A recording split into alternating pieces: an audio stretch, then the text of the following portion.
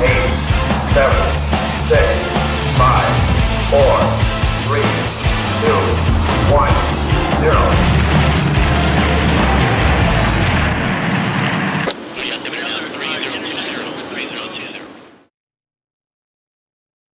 Well, hello, my friends. Welcome to our call-in show. It must be Thursday night. It's sometime after 8 o'clock Eastern, 7 o'clock here in the whatever we are, Central Time Zone. Is this the right mic? There we go. Just my levels. I see you guys are already trying to call in. Take a deep breath. We're going to get to you. I promise you're going to get a chance to call in. Let me explain how it works for those of you who have never been part of our call-in program. If you're new here, we do a normal podcast. We means me and the audience. We do a podcast at 8:30 in the morning, my time, 9:30 Eastern time every morning for about 2 hours now. It used to be an hour, and then I just kept talking. So that's what it is. Some people want to support the program, and they were like, how can we do that? We opened up a locals, and then people started joining up on the YouTube, and I felt really weird about having people send money and not get anything that was unique to them being a subscriber. So what we do a call-in show on Thursday nights where you can dial in. You get about 5 minutes, unless you talk about something super interesting, in which case I get lured into it. And then it's all yours. And then we hear from some more of you. And if you want to get the number, there is a link below that will take you to the YouTube post, but it's only for people who are members of the channel on YouTube. There's a link below that will take you to the post on Locals. You got to be a member of Locals. And then there's also probably the last subscriber pin available over on X. If you're a subscriber on X and you want to dial in, that's where the numbers are. So I want to answer that right up front for anybody who didn't know. And it gets weird. We talk about all kinds of wild stuff. We talk about guns. We talk about your lives. We talk about interesting places to go. We talk about aliens, talking about fighting dudes naked with an axe, which apparently makes some people feel sort of erotic. Any number of things could happen. I'm watching the dials in right now as you guys are competing to be the first caller, which I'm loving. So here we go. Let's do caller number 1 and let's see where we end up with today. Caller number 1, welcome to the program. You fought that battle well. There were 3 others competing. Hello, Mr. Seraphin. Oh, I'm glad to come make it through. You did it. And of I course, have a bone for you. and your audio is not coming through right. So let me make sure it's not on my end. Let me fix that. And then I'll get you started on the clock. There it goes. It clicks it off. We go back, get back on board. We used to have to do a lot of more troubleshooting, and now we got it. All right. Mr. Tack Penis, are you with me? Testing. I think we've got you. Are you ready? Oh, yes. You're on the clock. I got you now, yes. What are you just loving the Sounds Indian good. thing this week? What do you think? Is it just me or is it I frustrating? just have a bunch of pick with you. Come November, we're going to see some Wrath of Shiva at the Battle Box. Yeah, somebody It's told gonna me be ridiculous, man. somebody told me that they thought Indian women have the prettiest hair and God blessed them, and I'm like, which God of theirs has the hair blessings and how many hands does it have? Oh, exactly, dude. And what is it holding? That's another thing. They're all And, holding something. You know, Like a oh my rake. goodness. Some are holding like Yeah. a rake, others are holding like a severed head, and some are holding like a bunch of radishes. What are all these Hindu Yeah. deities holding? I don't know, man. I don't even know if they know all of it either. They just want to be like, oh, hey, we're different. Cool. You got to accept us all. We're good for diversity. It's like, no, how would be good for diversity in your country, which pollutes more than any other nation on the planet? Yep, How I'm would with you you. go, fix your place with your diversity? Obviously, it's not doing anything good over there. Why bring it here? People need to stop pooping on the street too. That would be good. I don't want that. I think there's some street pooping that happens in the Austin area, North Texas and Central Texas. What do you think? No doubt, man. No doubt. High A probability. lot of that it can also be. A lot of that can also be because of all the druggies that have been there. Because I'll be honest, like I went to Austin numerous times, like in actual Austin City, not the, out of the lunatic place around the area where you're at, but like actually in the city. And it was during, Biden administration, and you could see those homeless camps like all over the place, dude. So yeah.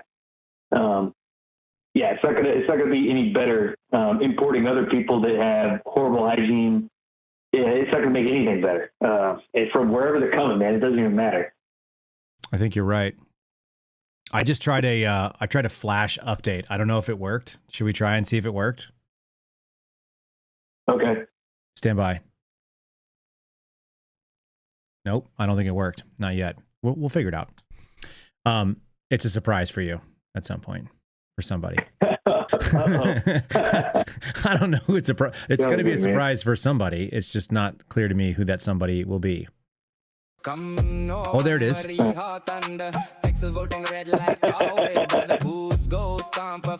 do you think of that? Oh yeah, man, that's like the hype music for that's what Donald Trump should be walking out to that hype music, and everybody who's going to the polls. That's what their victory party playing should be. You know, they're not gonna have to worry about the victory party, but yeah, we should hear that music, the hype music for, you know, selling their allegiance to a small group of people and paying attention to their specific needs, not the overall needs of their constituents. And it's not like we want anything bad for a particular group of people. We just want to be like, hey, look, you know, suckers, do you want to be part of our whole group and we have people elected to look out for that whole group? Or do you want to just have your piece of the pie, screw everybody else? That's what they want. And it's anybody who has two gray cells to rub together, man, can see that. You know, it's as obvious, plain as the nose on your face. What's the average number of gray cells rubbed together, do you suppose, people coming over? I have some more frustrating stuff, by the way. I've obviously fed the algorithm what I'm interested in. And so the social media algorithms have been sending it my way. And they're like, oh, do you want to get pissed off at Indian invasions of Texas? We've got more for you. Yeah. Are you interested? I know, man. It's like the computer goes, are you interested in being outraged? We have much more of that for you tonight. Stand by. And there's unlimited amounts of outrage. Grok is like Grok, and then the X algorithm are like the little devil on the shoulder, man, being like, hey, guess what? You didn't know about this. Here it is. That's right. And you're just like, son of a dirty pirate hooker. What the heck is going on? Can there ever just not be stupid stuff just saturating the feed or saturating, you know, the media each day? It's my goodness, man. There's no shortage of stupidity. No question about it. You want to give people a turtle update? What do you want? What kind of updates do you need? What do you want to give people? Dude, Sirp is badass, man. I got this one particular, you know, turtle tub for him. It's doing good. It's the same one that like the people last seen in the pictures, but turtles, dude, are actually routinely messy. But I started feeding him some live stuff. And besides the goldfish, obviously, the people saw snap, there's that one that's still in there, dude. He is hanging on.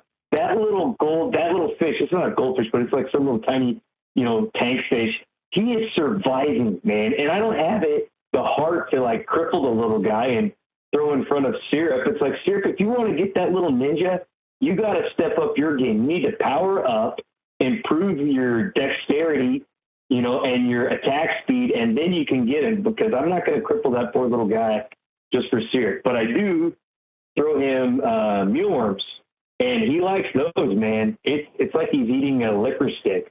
Not a disgusting black licorice stick, like, you know, something good. Okay, good. You had me for a second. I don't like disgusting black licorice sticks. I don't know why people eat those. I'm glad we shared that. Nasty too. Yeah, they're gross. Yeah. Update on that trigger. Got the trigger, the AS Designs trigger, man. That sucker is pretty good. It's pretty good. The video they you know, they show you how to put everything in. You just gotta be so careful you don't put this one particular piece in. They're backwards. all like that. Even though it looks like it could fit in backwards. Every FRT. So precise. Yeah, they all have like little quirks to them. And if you understand how to do it, it's no big deal. And if you've done it before, it's no big deal. But if you haven't done it before, then you're probably going to screw it up. I put in the Atria system probably 6 times the wrong way. And I'm like, what in the hell is going wrong here? Why can't I get it to cycle? And then I figured out how to do it. And I was like, oh, and then I put 2 more in. It was not a problem at all. It was like, oh, that's super easy. This is like a joke now. I can do it in 3 minutes. But the first couple times around, I was taking everything out. I was doing stuff. I was struggling. I was having problems. And if you don't have anti-walk pins, you should check into some anti-walk pins so that your trigger system doesn't walk on you at all, because you're going to put a lot more mechanical rattle in there that it's normally used to.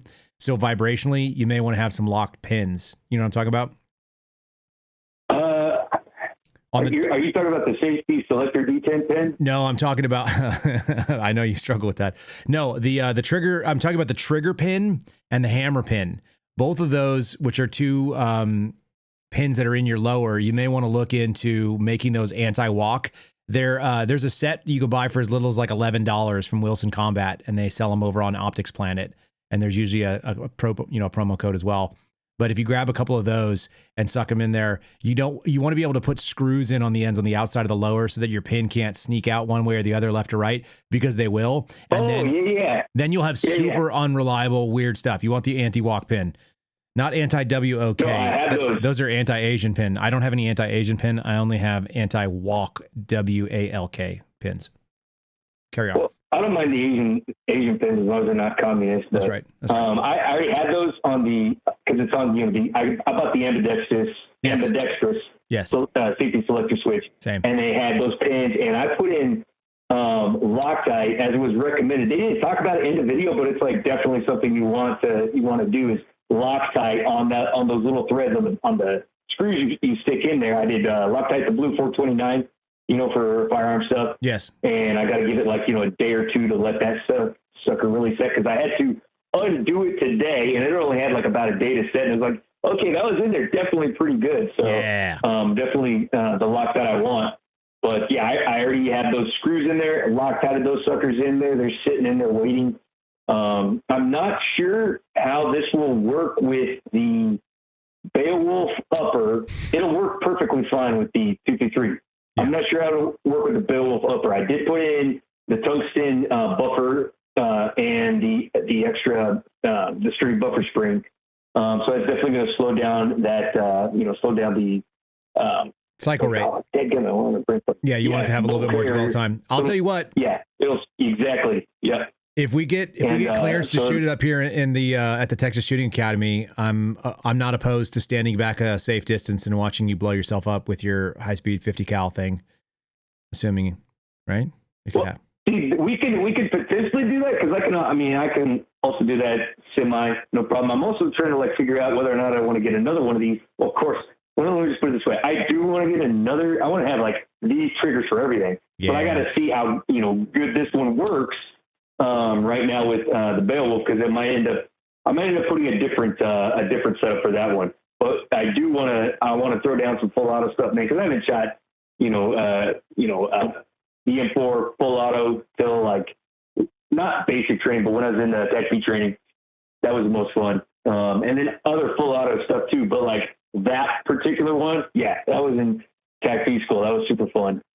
But that I definitely want to shoot, and let you shoot too, because it is different from the one that you've got. Yeah, we'll video both from a safe distance. Set up a safe distance where I can watch you.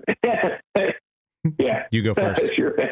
I'm definitely not gonna blow myself up with the 223 one, but I do want to let that Loctite set for a while, just to make sure that's really nice and sturdy. Then to throw that upper on there, see how the 50 BCG cycles, and make sure that cycles properly. Very good. Give a final thought, and then you have to get off. We'll find out who's up next. November is going to be funny. That's going to be so hilarious, man. And we just need to remember these people in the zombie apocalypse, dude. Keep going. Because in the zombie apocalypse, we do not waste resources on these folks, dude. They're just going to screw things up. Can't let it happen. What if they are the zombie apocalypse? Chew on that. To be continued. Oh, then it's no problem. It's easy for you. Then we're in business. All right. Man. Get off my phone, as Jen Lee says over on. Talk soon. Thanks. All right, that's it. He's off. He's been excommunicated. The line is open for whoever is so fortuitous as to make the next call in. Guys, I'll tell you, for some reason, some of you like to send me weird stuff. And some of it is weirder than other. Somebody likes to send me inside out envelopes. They have the letter on the outside of the envelope. You know who you are. The place to send it is 9073 West State Highway 29, Suite 110, Box 509. You can address it to Kyle Seraphin Show. You can address it to Kyle Seraphin. You can address it to Seraphin Media. Whatever is your little heart desires, if you want to send some strange things my way. No live animals. We have to say that because we'd like no live animals to be received by the poor gals at the UPS store. Do not want to receive that. It's in Liberty Hill, Texas, 78642. Let's see who's on the line up next. Incoming call number 2. Welcome to the program. Hello, Kyle. How you doing? I'm well. This sounds like Jamie, maybe. Yes, it is Jamie, maybe. I'm getting better at this, too. Good evening, and what do you have for me tonight? Oh, let's see. Fun stuff and predictions. Oh, all right. How about the predictions? Well, wait, what is the category of, what are we predicting? What are you predicting about?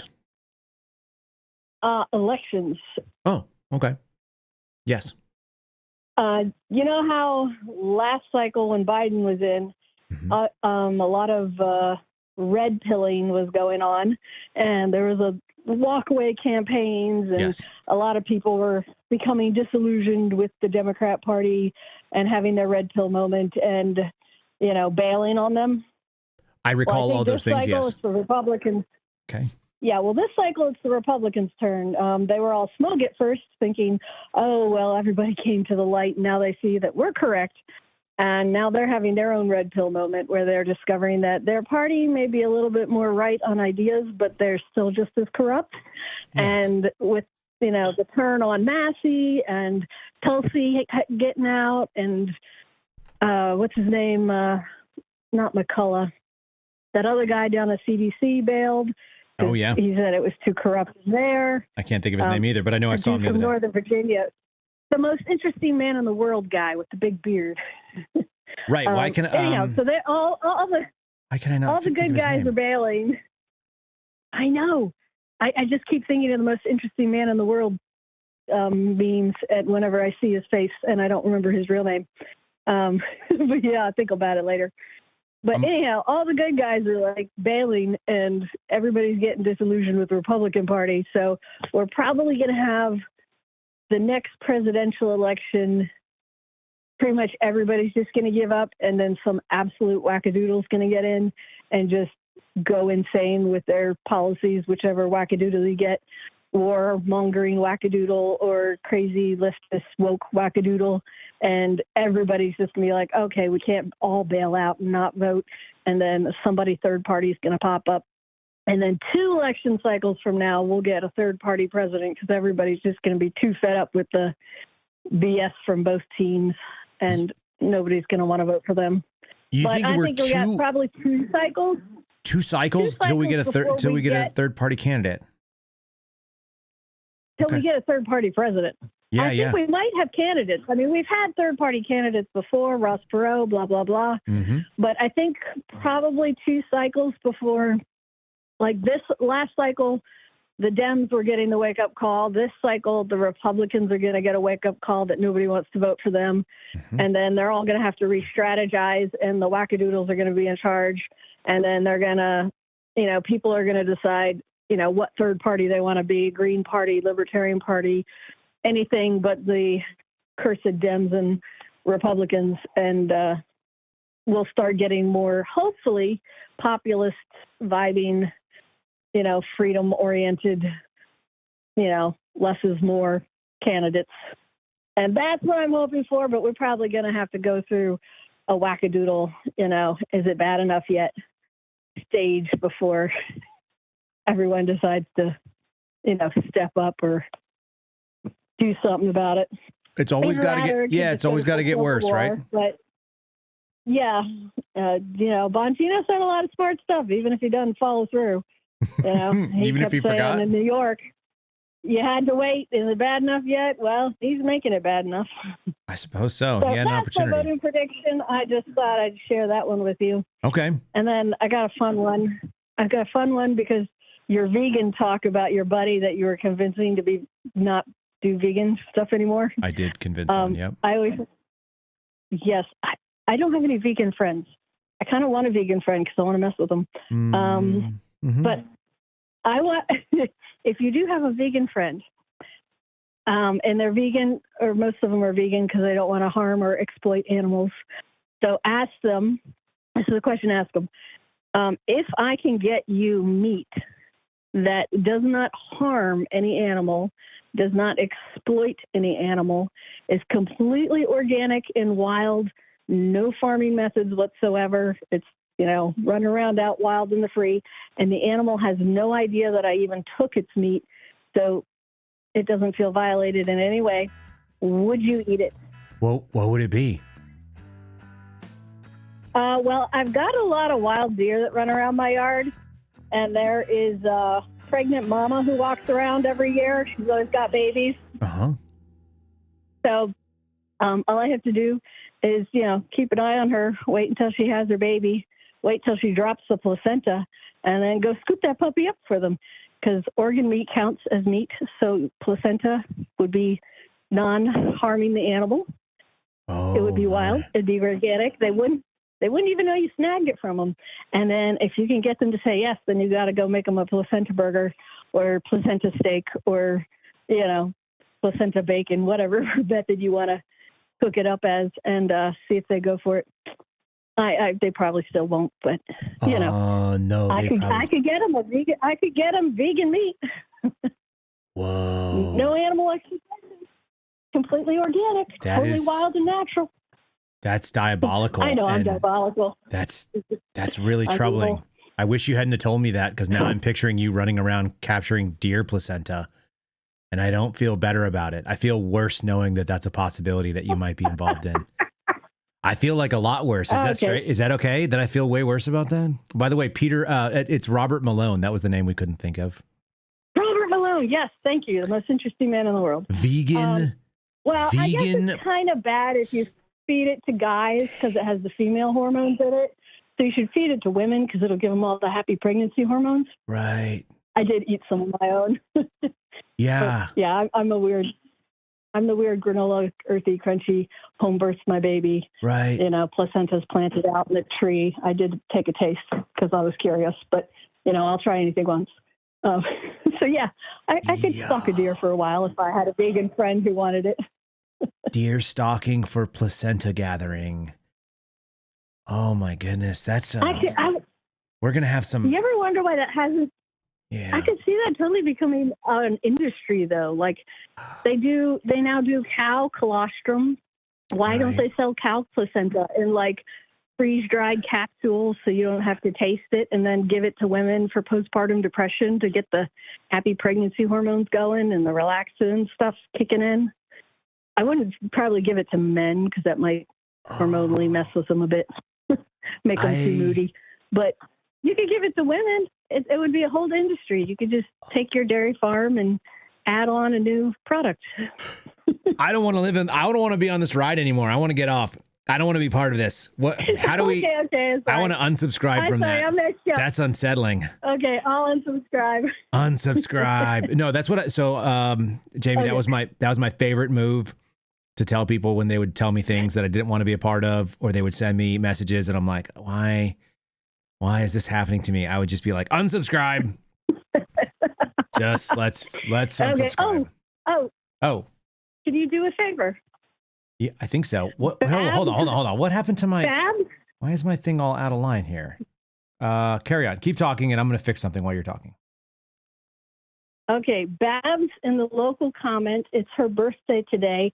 She wants you to sing happy birthday to her. She does not at all. If you do that, the comments in locals are going to blow out. She's not asking for She doesn't want it.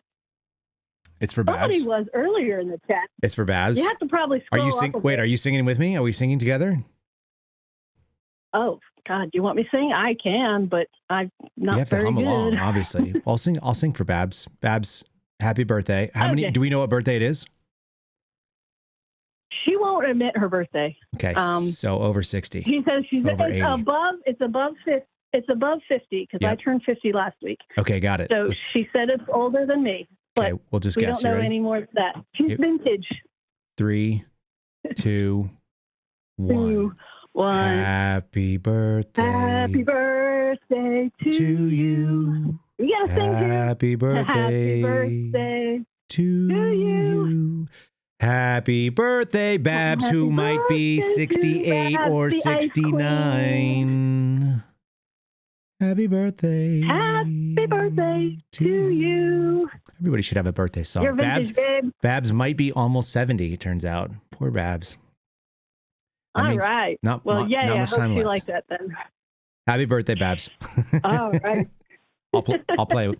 Okay. Good talking to you. time, Thank I you will for give you horrifying a- me. Horrifying. Okay. Next time I'll give you something nicer. Yes, or at please. least not as gross. No, I will give you the topic of the magnetic pole flip. So go research before next week. okay. I didn't know that we had a It's a fun line, one. but the line is free range deer placenta. So thanks for finding that line with me. Thanks, Jamie. Okay. Have a I good have night. unsubscribed you from that. Have a See good one. ya. That's really unsettling. Why did she say that stuff, guys? You didn't know what you were tuning in for, and I didn't bite off. I didn't sign up for that. I didn't sign up for deer placenta. No, thank you. Unsubscribe that. Caller number 3. Welcome to the program. Happy birthday. Well, thank you. It's not my birthday. Whatever. But, Somebody's birthday. Oh, I wanted to say happy birthday to Babs too. This is P. Ed Weirdo. Yes, sir. So I just wanted to check in, man. It's been a while. I've switched over to Spotify and doesn't have a good comment section on there, which is probably pretty good. I've just been under this funk lately, man. What have you been It's under? Just an angry. It's a funk, F-U-N-K. A funk. But not like a good funk. Yeah, I think dude. I actually, hold on. I think I got some Yeah. good. Hold on. You want a funk? You ready? Yeah. Let me see Look what it this is.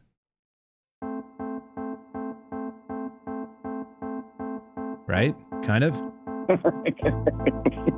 It's kind of a funk. Kind of like a moody funk. Nice. I like it. All right, I'm going to put it in the background for your moody funk. What's your funk been about? Oh man, I've been kind of in a really angry mood, man. Took it out yesterday on a doctor that didn't deserve it. Oh, that's not a good I funk. just feel bad about it.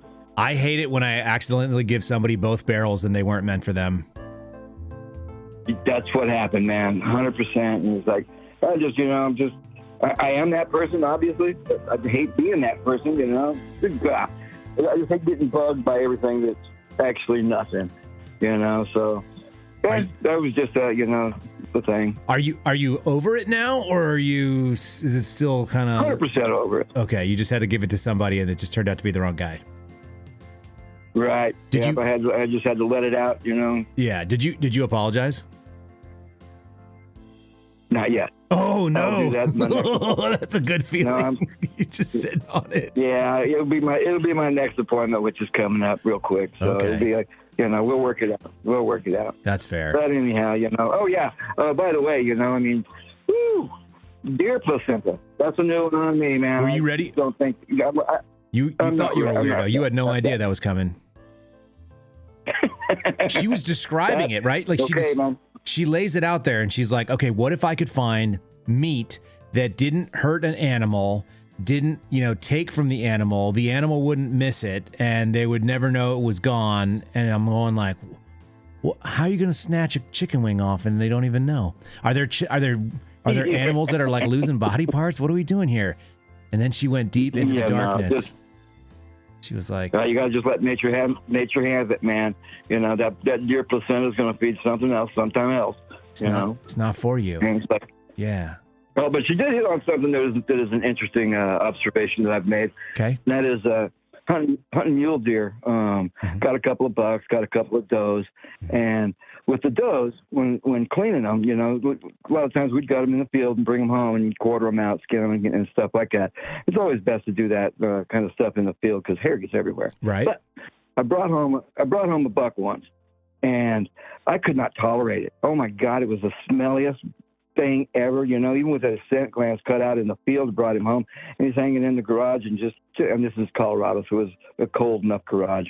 But the does, when I brought my does home, my wife couldn't come into the garage because it was like and it's like, really, the does have a real sweet smell.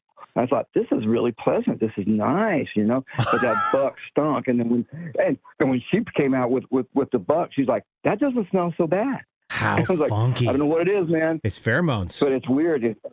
It's for real. It's the coolest thing ever. Yeah, that's real. It's still But- kind of bizarre. Well, hunting, there ain't nothing normal about hunting, man. It's like you gotta be in it to win it. And the deer and elk were safe for going on 6 years before I said, hell with this bow and arrow stuff, the stick and string stuff. I'm gonna get up a rifle. And after that, every time I went hunting after that, I got my doe, got my duck, my buck, you know, and it was all good. But I'm still elkless. Never did bring in the big guy. Did you have tags for elk and just didn't get there? Oh yeah, dude. I drew 8 years in a row for cow elk and doe deer in a secret place in Colorado that I will tell only special people, because they go up there, the big ones, to die. I mean, I'm serious, a heart attack, dude. I've seen royal and I don't know what's beyond a royal elk rating, but I've just seen their shed and their skeletons laying in places. Just like, yeah, man. You know, not careless hunter stuff either. This was like, yeah. Can you spot them with thermal? Not. Oh hell yeah! You can use thermal to kind of like figure out where they're at. Well, yeah. Actually, the best way is to just pay attention. You know, Yeah, I mean, and they're predictable. Sure. Elk like to talk. They like to talk to you. Yeah, and you can deer, call them not so much. Oh yeah, you know, I went to a couple of seminars of the five-time world champion, might even be 6 or 7 by now, a guy named John Sarkazian. Okay. And he has a simple rule, and that is, if you get a elk, you know, you're bugling for a bull, and he's up to where you think he's 100 yards away, shut up. Don't make another noise, because they know you're not an elk. And he showed a video of an elk that was 40 yards away, bow hunting range. And he said, you know, his problem was he didn't know sometimes whether to put down his video camera and pick up the bow or just go with the bow, you know. So this one time he went with the camera, and this 40-yard away massive bull elk was bugling, and he was bugling away from where he was filming. He was in this little stand of trees. Yep. And the elk turned his head right at his position where he was, and it did that folding of the camera microphone where it just went made that horrible noise. Yep. Because it's like a laser beam, you know. It's the coolest thing ever. Coolest thing ever. I like it. But that was in the flat tops.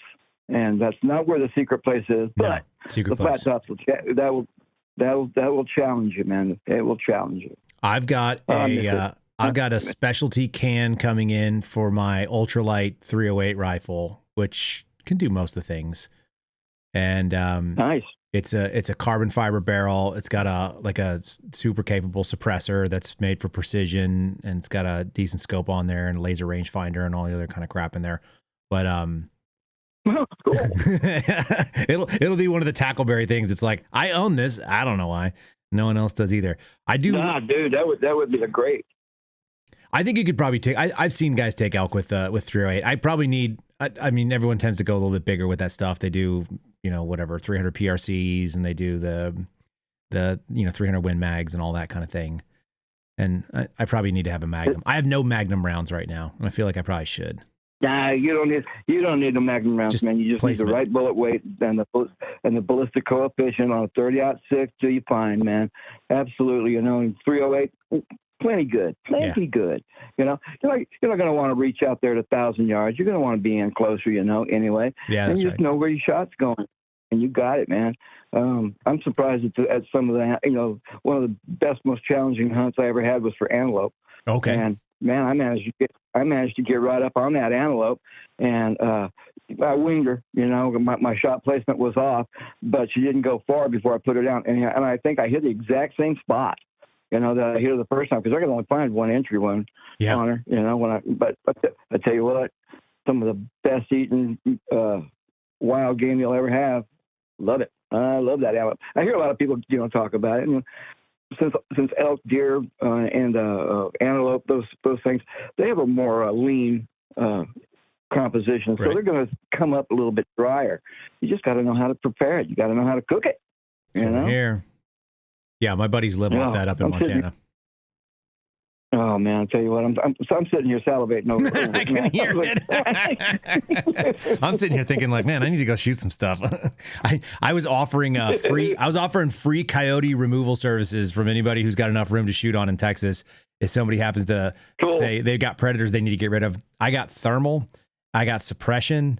I can do it all. I can do all this stuff real quietly. I can bring one for a friend. I got NVs to stalk around. I got all the cool stuff now at this point. I'm like fully kitted out. And when I randomly bought all that stuff before I ever did any of that, and I ended up having a guy who was my neighbor invite me to another guy's house that I'd never met before to shoot coyotes in his feedlot because he had them. They were picking off his cattle, and he invites me out. Man. My neighbor invites me to go meet this guy that I'd never met. And we met at 4 a.m. in the dark on the top of his roof. And I get up there and I start setting up a tripod and I'm like, powering up my thermal scope and all this stuff. And these dudes are sitting there with like a flashlight and an AR. And I was like, what the fuck are you guys doing? Like, what's this all about? And they're like, oh, we're just going to wait. We're going to wait. And I was like, there's like 12 coyotes out there messing with your calves. He's like, fucking shoot them, man. So sometimes you're just the right guy for that moment, Man. The coyote is a good challenge, for hunting. And they're smart. One of the best bow trips I ever had. We're in camp. We're about to leave for the morning. I mean, it's still like kind of the twilight hour, and we hear some rustling. And my brother and I, we look down this little trail that we pulled our Jeep into and our tent and set it up. And this badger, he's just making wake. He's coming right directly at us, man. We're like, whoa, whoa, whoa, whoa. Tent's open and everything. And it's like, as soon as he gets to right where he can sniff us, he makes a beeline left-hand turn and just heads off into the nothingness. So about a day later, we're pulling out, everything's loaded up. We're headed down the main drag out of this hunting area where we're at, and we catch something off to the side, and we see 3 coyotes, and this lead coyote has a rabbit in his mouth. And he's stopping, and he's looking back, and he's trotting a little bit farther and looking back, and then there's a couple of coyotes behind him, and they're doing this kind of same thing. And then we look back at what they're looking at, and damn if it wasn't that badger.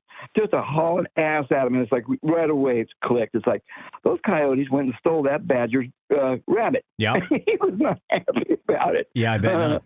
Like I love the little nature things, man. Oh, yeah, that's and fun. by the way, thanks for singing "Happy Birthday" to Babs. She certainly deserves it. Happy birthday, Babs. I'll probably close it out here. I've already run over my time once. Coming up on twice, I'll probably. So it's all thanks good. for letting me talk. I'm glad you're out of your funk, and I look forward to hearing your what the apology gets done. It's always shitty to have that hanging over your head, but it's good to get that out. Sometimes you got to get it at the wrong guy. It's not the first time the wrong guy's been yelled at, even this week. So yep, Oh yeah, it's just Everybody, I love you all, man. I'm always watching. I'm always there. I might not poke in my comments as often as possible, but I'm there. I want to. Appreciate it, bud. Yeah. Thanks for calling in. You bet. Have a good November. Okay. We're doing it. Here we go. Okay. See you, buddy. Later. Texas voting red like always. Brother boots go stomper, flags go flumber. Whole dang state go wild. November, come November. Don't you wonder why the maps stay red every summer? Hurry flowing by the lumber. Everybody shouting, come November. That's a goofy song. I do appreciate that Shane made that. I like that he made it because he heard me making fun of some guy say November. He was so close, by the way, that Texas GOP chairman. He's like so close to getting most of his words right, except the ones that he can't get right, like no bumper. He can't do it. Can't take that India out of him. All right, lines open, obviously. So feel free to jump in on that if you guys are so inclined. And we'll take a couple more calls. I don't know if we're gonna go. We sometimes we go long, sometimes we don't go long. Hour always feels like enough. It feels like a long streaming day. I will tell you this. Since I don't prepare anything for this, but I do have some thoughts. 2 things that have occurred to me that should be shared. Thing number 1. Somebody called it the summer beard. It's not summer beard. This is the insurgency beard. I feel like it's getting darker out there sometimes. Whenever I recognize it, like P.Ed Weirdo was saying, you're in a funk. I'm not in a funk per se, but I'm looking out at our news cycle and it just looks dark all the time. And if I'm living in constant storm clouds, I'm growing the beard out like the war beard, the insurgency beard. So not about summer. It's just going. Also, it's mostly for my FBI buddies who I send pictures to every once in a while, and it's like, this is what's happening. The second thing is, if you have a teenage son, that goes to the gym, I will ask you as a public service announcement on behalf of grouchy guys in their 40s who are dads watching young dudes in the gym. Teach your sons that if you're 16, 17, 18, 19, 20, 21, if you're 5'9", 5'11", and 135 pounds, don't take off your shirt at the gym. I don't want to see that. It's weak. It's weak stuff, and grown men can eat your souls. Mr. Renzo, I think you've made it into the program. Am I wrong about that?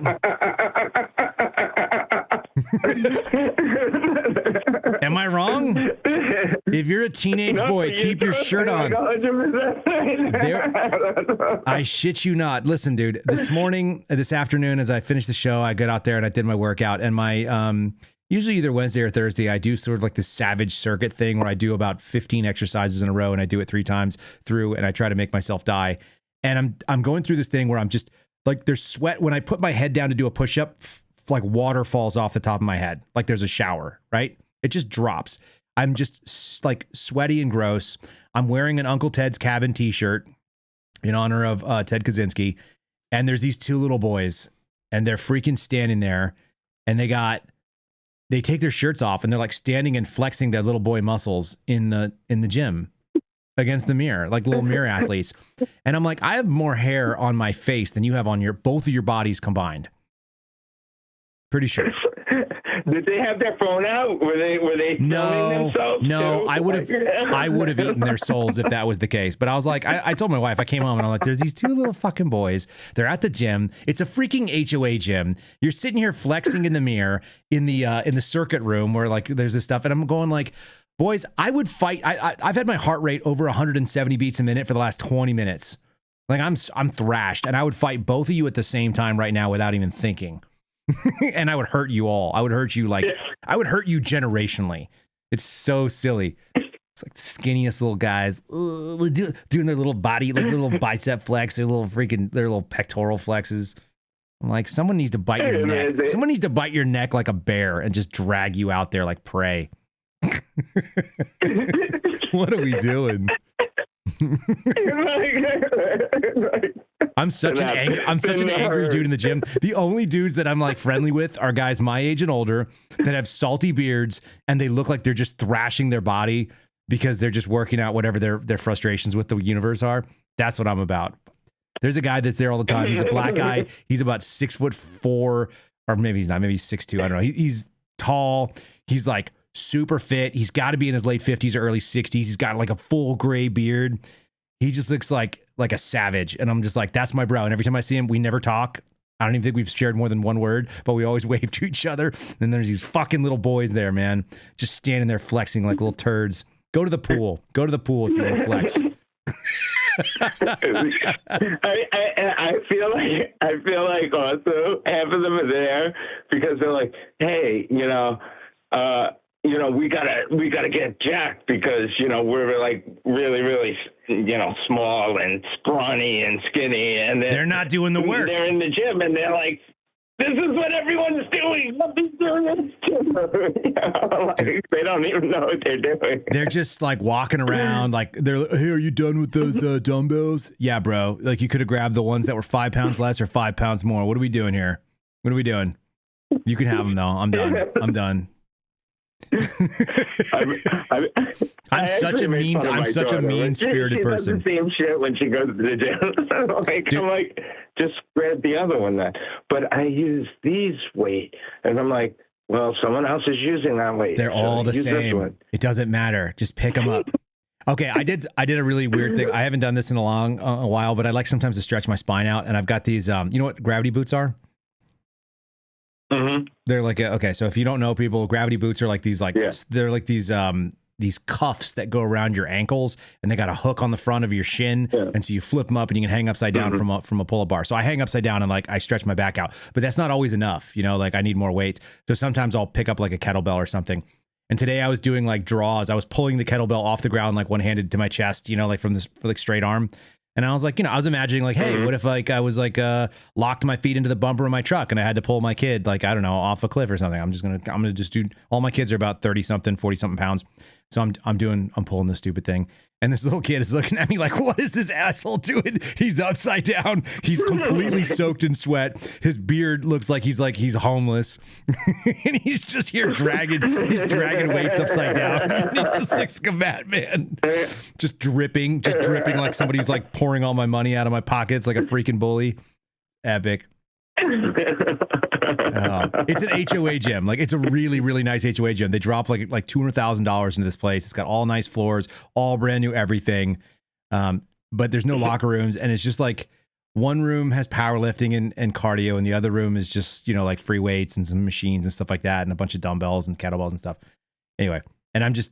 And then they got the area for like all the old ladies to go to. There's no area for the old ladies. Like dude, there's almost never anyone in it. If there's women in there, I get pissy. I get pissy because women also will like take pictures of themselves, and I'm like, this is a place for work. I don't know what you're doing here. This is for work. You're entering a world of pain. You don't understand. I came here grouchy. I'm gonna leave slightly less grouchy, but I'm fully capable of being very grouchy if there's other like little people doing turd stuff. If they're like flexing in the mirror. The mirror is not for you to flex, little boy. Go home and flex. Go to the bathroom like a grown-up, whatever it is. You want to go check yourself out in the mirror. What is that? Dude, you should be ashamed of yourself if you're flexing in the mirror and you weigh 135 pounds and you're 5'10". He's probably what is it called? Look maxing? That was exactly what I thought. And I hate that I know what that word is, and it made me want to hurt them. I was like, I wanna rage max you. I don't know what that looks like, but like I think it involves me slamming your pecs into the freaking mirror until you bleed. And I'm confident I can do that. Freaking rage maxing versus looks maxing. The looks maxer is basically non-functional. They're done. Yeah. Yeah. Yeah. Well, that's like everybody that was born after like 2007. Is that what they're doing? These kids? Yeah, they're retarded. The kids are retarded. They're retarded. I've been like noticing a lot. I've been noticing a lot of some of my daughters now. They're like getting at the end of high school and stuff, and I'm like, yo, kids are retarded. Like I've turned into that old man who says, "Man, these kids, they don't know what it was like in my day." Okay, okay, Renzo, you ready for this? So I've got an older half brother. He's got 10 years on me, and some of his buddies, like my older brother, he ended up with like let's see, this would have been in like the 90s at some point. He's late teens. I'm trying to think, early 90s, maybe late 80s, whatever. He had like a freaking scorpion earring. Like about the time when that was the thing, when people were having earrings and stuff, and you know what I mean? Like, and he had long hair. My brother's a little taller than me, but he's like skinny and he's good looking, and he's like, he was a surfer guy, whatever. He had like a fucking earring, and he just like, anyway, he had all these like dudes that would they'd skateboard and do kind of like stonery stuff, but I don't think he was a stoner, but I think he became a stoner. But anyway, they were like that. Like, imagine whatever that is. Like, okay, and. Okay, yeah, exactly. And then you've got my dad, and my dad like grew up in Wisconsin. Okay. And my dad is a hard dude, and my entire childhood I only remember my dad like digging holes all the time. There were always holes being dug. Sometimes they were trenches, but oftentimes they were just holes. It's like, "Oh, this sprinkler's broken. I better dig a hole that's like exactly 12 inches in diameter with perfectly level sides." And so you dig all these freaking holes. So he's always outside wearing 80s short shorts with a shovel and like dirt on his body, hairy chested. And he's just like sweaty like a beast. Like he and I sweat the same way. Okay. So one of my older brother was doing something. One of his like stonery friends comes over, and the dude's like looking for my brother, and my dad's out there like digging a hole in the freaking ivy for some reason. He's got a big hole in the middle of the freaking ivy.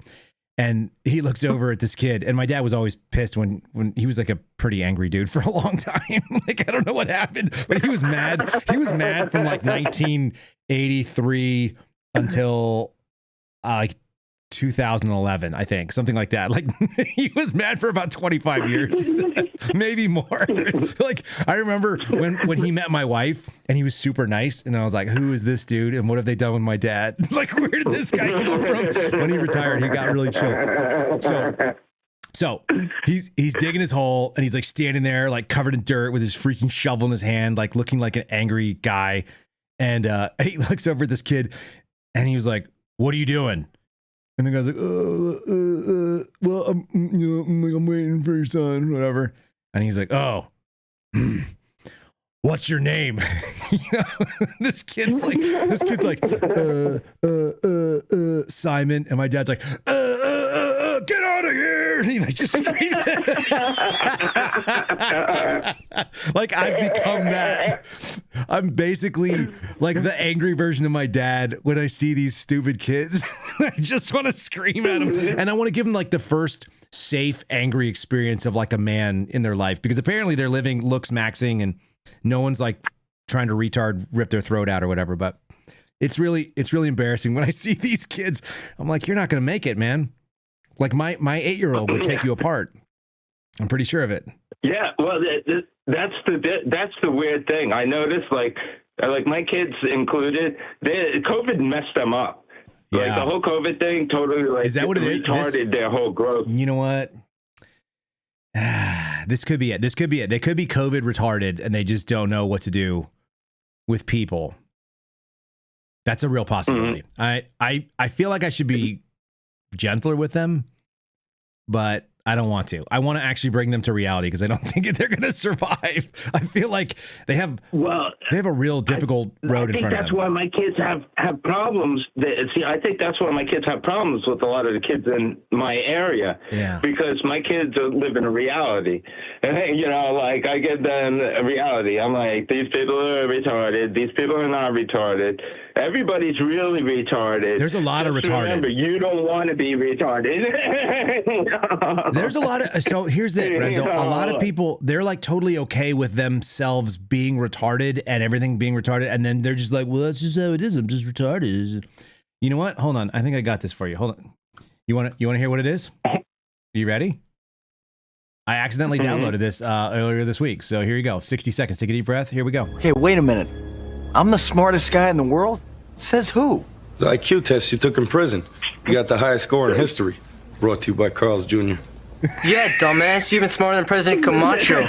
That's how come he's making you Secretary of Interior. Okay, so who are you? I'm the Secretary of Energy. I won a contest, got to be a cabinet member. I'm the Secretary of State. Brought to you by Carl's Jr. Why do you keep saying that? Because they pay me every time I do. It's a really good way to make money. You're so smart, why don't you know that? The Secretary of Defense. And Fun Bags over there is the Attorney General. That's Blondie. Yeah. And that's the Secretary of Education. It's kind of stupid, but he's President Camacho's stepbrother. Still does a pretty good job, eh? No, I think there's been some kind of mistake, because the test I took was real easy. I'm not the smartest guy in the world. Okay?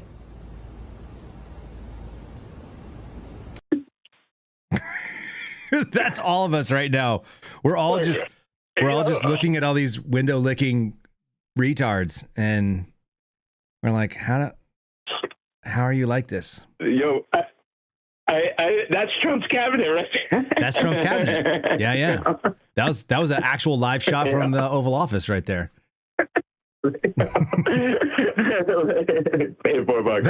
That was Joe Kent, who was like, "Hey, I got to get out of here." It's like, this can't be right. What are we doing? Exactly. I think Tulsi too. I think that Tulsi was just like, my husband's sick. So this is a great opportunity to get out. Yeah, I've been surrounded by retards as long as I can handle it. I'm out of here. I got to go. This is not good. These people are all going to go to prison. Well, you know, they did it to themselves. It's like you said, if they would have dismantled the weapon, then they could have said, hey, you know, we dismantled the weapon. You can't send me to prison now with this stuff. But they're going to keep doing it. Like I even saw tonight, they're going after E. Jean Carroll now. You know, I'm like, wow, that seems like an obvious retribution. Yeah. She's horrible. Like, don't get me wrong, she's horrible. And she's horrible. Yes, don't get me wrong. She's totally like scum. And you know, in a way, I'm like, if you're not going to disable the weapon, you know, use it on terrible people. Yes, but here's the thing. It turns out, I think God actually already has a mechanism for that. I was reading a story the other day, and I've gone back and forth on this, and I was gonna. I might even hold on. I may even have it here. Let's just see if I can read this story. It's a terrible story, probably. You know, like I think it's a terrible story. Nope, I don't have it. Okay, so the story is something to the effect of a woman was at dinner with her husband, and I think it was in one of the Carolinas, and a windstorm kicked up, and it picked up a umbrella off one of the tables. You know, one of those big table umbrellas, and it just it thumped her in the head, and it killed her. Oh. And so, like, maybe she was an incredibly nice, lovely woman, which is a possibility. Like, we have to accept that that's like maybe even a probability in the Carolinas. But she might have been like a really terrible person, and that was just, you know, we're just straightening it out. We're just evening out the books. I think E. Jean Carroll's the kind of person that would walk out and maybe like a bus would hit her, and I would read that story in the morning, and I'd be like, oh shit, well that's about right, you know, ledger balanced. She seems like the kind of, hey, I don't believe in karma. I'm not one of those heathens. I just believe that sometimes God balances the books, and he was like, look, you had this coming, lady. You're not a good person. You say horrible things. You tried to hit on Anderson Cooper on live CNN, and everybody had to watch it. It was gross. And now a bus jumped out of nowhere and jumped the curb and took you out. Sorry. Adios. You've served your purpose. You're done. Final Destination style. Yeah, Final Destination style. Exactly. Right. I used to always tell people, I just wanted to be an implement of God's wrath, if possible. Like if there was some things that you're like, hey, we need an angry guy to like solve this problem. I'd be like, oh, I may have a skill set here that could apply. I got you. Especially if it's retard maxing, looks maxing, whatever. Kids at the gym. That's 100%. It's like, dude, it's an HOA gym, Renzo. We can't be having this in the HOA gym. You can't be taking off your fucking shirt at the HOA gym. Dude, you can't take off your shirt at the HOA gym. I'm pretty sure it's in the rules, but even if it's not, what are we doing? It's a fucking HOA gym, dude. Put your shirt back on. What are you doing?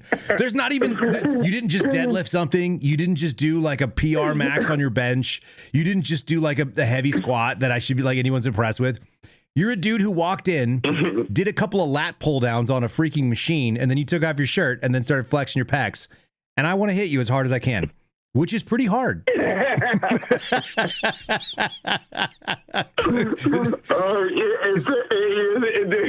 so funny.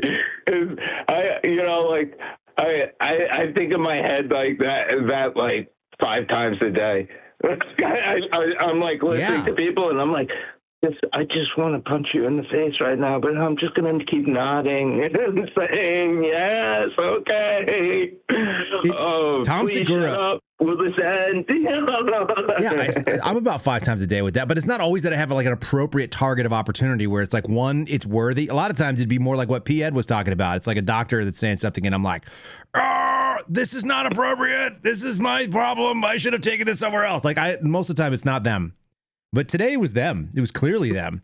I was there all by myself. I was just doing my thing, doing my workout. There was another dude over there who had a shirt on that said, no time for comfort or something like that. And I was like, yes, there's no time for comfort. You're in the gym. Perfect shirt. I think it also said Notre Dame on there. So maybe he was a recovering homosexual or something. I don't know. But like, but he seemed like he was like a regular dude. He had a Black Rifle Coffee hat on. I'm like, I hyper key into like the details of what people have chosen to present about themselves at the gym. I try to give away no tips about who I am or what I'm doing or why I'm there. You know what I mean? Yeah. I might wear a Kyle Seraphin Show shirt because I got a bunch of them. That's about it. But I'm not like trying to wear like tough guy shirts. I'm a very plain. Yeah. Just one color, and that's it. No writing, no logos, nothing. The logo's on the tag. That's right. We don't need to be advertising. Like, I'm not trying to give you clues about what's going on here. I have a workout shirt that I pulled out. I put it on today because it was at the bottom of the drawer, and I was like, I haven't worn this in forever. It's like a navy blue, and it's kind of like a workout material. And I put it on, and then I was like, oh yeah, because it says FBI in the top left hand corner of it. On the back, it says Quantico in like tiny little letters. And I was like, fuck that, man. I'm not wearing that stupid shirt. And so I threw it back in my drawer. I'm like, why do I keep it because maybe my kids will find it like a novelty one day, but. I'm not trying to wear that shit. In the same way I don't wear my shirts from my military time. I'm not wearing those either. It's like, I'm not trying to give you any tips. I'm just a dude with kind of a scrubby beard that's in a bad mood, whose back hurts and his shoulders feel pretty tight. And I'm going to come and do a workout, and you better not retard Max in front of me in the mirror. That's all. My whole job is dealing with retards. Every single person I deal with at my job is broke. Yeah. So they're pretty much retarded. It's retarded. Or did something retarded. They all what? Why are they broke? What have they done? Hold on, tell me why they're broke, and then. I do bankruptcy. Yes, So, and they all have a fancy Toyota truck. These people. Oh, every single one of them has a nicer car than me. Yeah. And it pisses me off too. I'm like, oh yeah, got a nice 2025 Toyota Tacoma brand new truck, huh? Yeah. Hold on, you ready? That's really nice. What do you got there? Driving my 2010 Hyundai. Yeah, but meanwhile they're out there doing this. Get a load of all this brothers.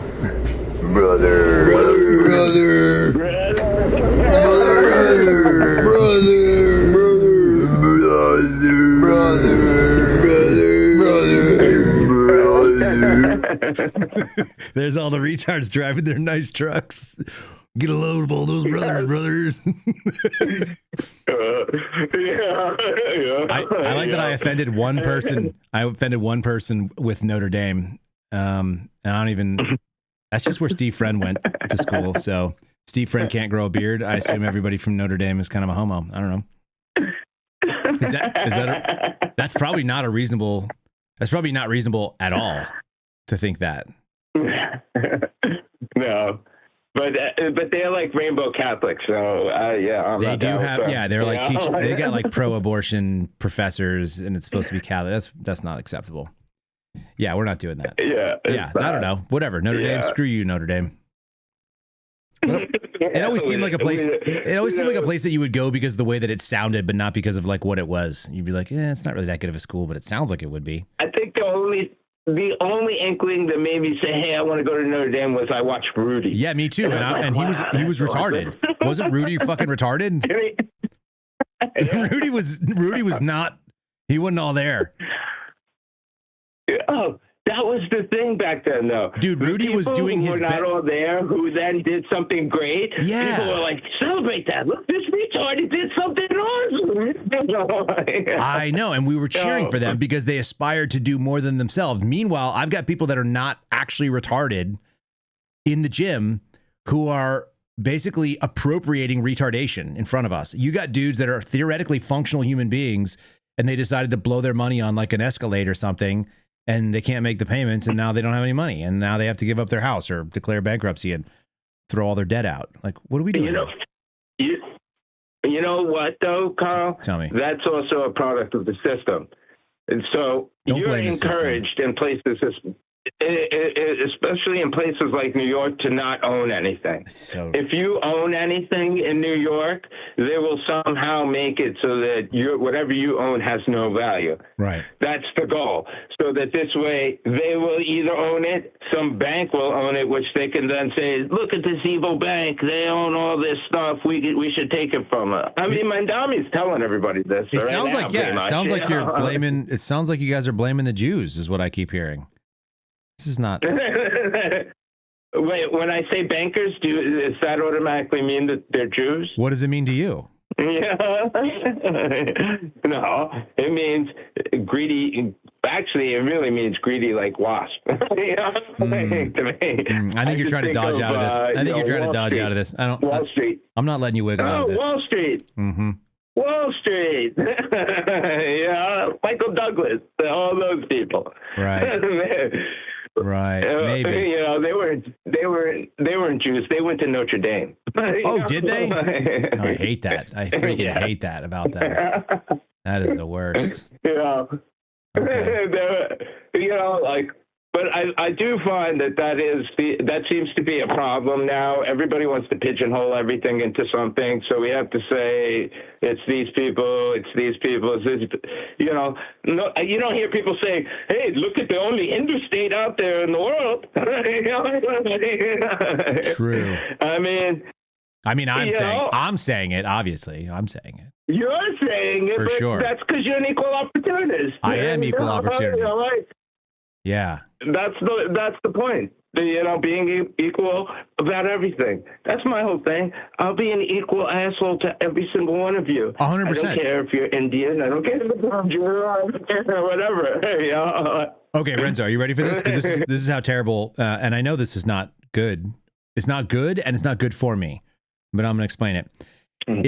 If I'm in the HOA gym, which is usually the only interactions on any given day that I have with other people, because I just like work at my house and see ugly people on Twitter and stuff. But if I'm at the HOA gym and a pretty lady comes in, I'm like, "Fuck you, pretty lady! Like, stop trying to be in here and go home to your husband," right?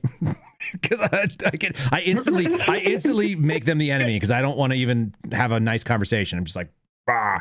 So I do that. But if a fat lady comes in, I'm like, whatever, fat lady, like get on the treadmill and get to work. Like you have a lot of work to do. If a dude comes in and he's really big, I'm like, look at this roided out asshole. Like I hate this guy. And if someone comes in and they're weak, and I'm like, what are you even doing here? Why are you even wasting my time in my gym? Like get out of my way. I can find something to hate about everybody. It's very easy. I think all men do this to some degree, or maybe it's just me. Maybe it's just me. No, am I the only one thinking this way? Dan said it's diabolical. That's my interior monologue. It's the pessimist in you. Yeah. It's the pessimist in you. I always think, so now think about this. I analyzed 80 people, 80, you know, including couples or whatever, 80 cases every month. And I'm analyzing these people based off of numbers. Yes. And, you know, what assets, papers. Yeah. And a picture ID. Okay. Oh, and you're just hating them. You can see it in their face how dumb they are. Yes. I'm going to be like, so, dude, somehow you got like $150,000 of credit card debt. Yes. You went to Disneyland. You have a Disneyland resort timeshare that you're now going to surrender. And, you know, it's like I could actually piece together exactly what they did. And then I'm like, wow, this guy's just going to get rid of about like $250,000 worth of debt right now. And he's going to go out and he's going to do it again. He's going to go do it again. Meanwhile, I'm paying every penny I've ever borrowed on anything with interest, and I'm making payments, and I'm paying it down early, and I'm doing it responsibly, and I'm going without things so that I can make sure that I live responsibly. And then there's this asshole writing it off, causing the interest rates to go. Yeah. Dude, okay. My favorites, too, is like, so I'll say to the guy, when was the last time you made a mortgage payment? It was like in 2008. No. I'm like, 2008? Are you serious? No. I want to hit them. I want to hit them with a cast iron pan. You can't. Oh man. You know, it's like impossible to get rid of people in New York State. You know, That's like right. You can be in default for 8 to 10 years and you still can't get them out. Yeah, like the banks will be like, I already spent $12,000 just trying to get rid of this guy. We're you know, this like, far away from like ejection squads getting paid like on cash under the table to come and just end these people and get them out of the space because they're not good citizens. They're abusing our high trust society and they're making it a low trust society. And I don't want that. I want my kids to be able to live in a place where people say something, they do something, period. But think about this. Congress wants a low trust society because when they have a low trust society, it gives them more things to say. Hey, we need to make a law about this now because, you know, these people did all this messed up stuff. Okay. But you know, it's a perpetuating cycle. We are not voting our way out of that. Okay. So here's the thing. There's a guy named Phil Caputo. He wrote a book that's called Rumors of War. You ever read this? Maybe it's called A Rumor of War. He was one of the first Marines in Vietnam, and he was the last he was the last guy out as a reporter, independent. He was a journalist for some outlet. Okay, so it was kind of a neat little story. Yeah. Yeah. Okay. I know of the story. I didn't read the book yet. Okay, no worries. So one of the neat things about Phil Caputo is that what is going on here? There we go. He not neat, but like one of the chapters is called Officer of the Dead. And he was the casualty officer that had to count all the dead people that came in from their part of Vietnam, maybe for all of Vietnam. And he said he did it for so long that it ended up becoming like really problematic, so that when he would see people that were alive, he could imagine what they looked like when they were dead because he saw all the dead people. Okay. I just imagine you walking around in the world, having seen driver's license photos of 80 people a month that are broke, and just eyeballing people and knowing what their net worth is and how many of those people are pieces of shit financially. Oh yeah, that's right there. Is that true? You're just watching people. You watch somebody get out of their car and like walk up to get into a restaurant, and you're like, this motherfucker here. Right? Yeah, totally. Hey, it's gotten to the point, Kyle, so like you can only file once every 8 years. Yes. It's gotten to the point now, so I've been doing it for like almost 25 years. I've been doing this. So it's gotten to the point now where I'm like, hey, I remember you. Oh, no. That's what you done years ago. This is the third time we've done this. It's time to put you in the ground. Exactly. It's a good thing they don't owe money to the mob. See, this is the thing. High trust society. You screw that up. You only get to screw that up once before you don't do it again because the mob takes some part of your body off. Yep. But when you think about the way the whole system is set up, so like, you know, like these credit card companies, you know, like to get them to file a proof of claim, like, so like in a bankruptcy case, if a trustee says, hey, you know, I found this, I'm going to sell it. Now I got this money. It goes into the bankruptcy estate and then he pays creditors, you know, with people when they file claims.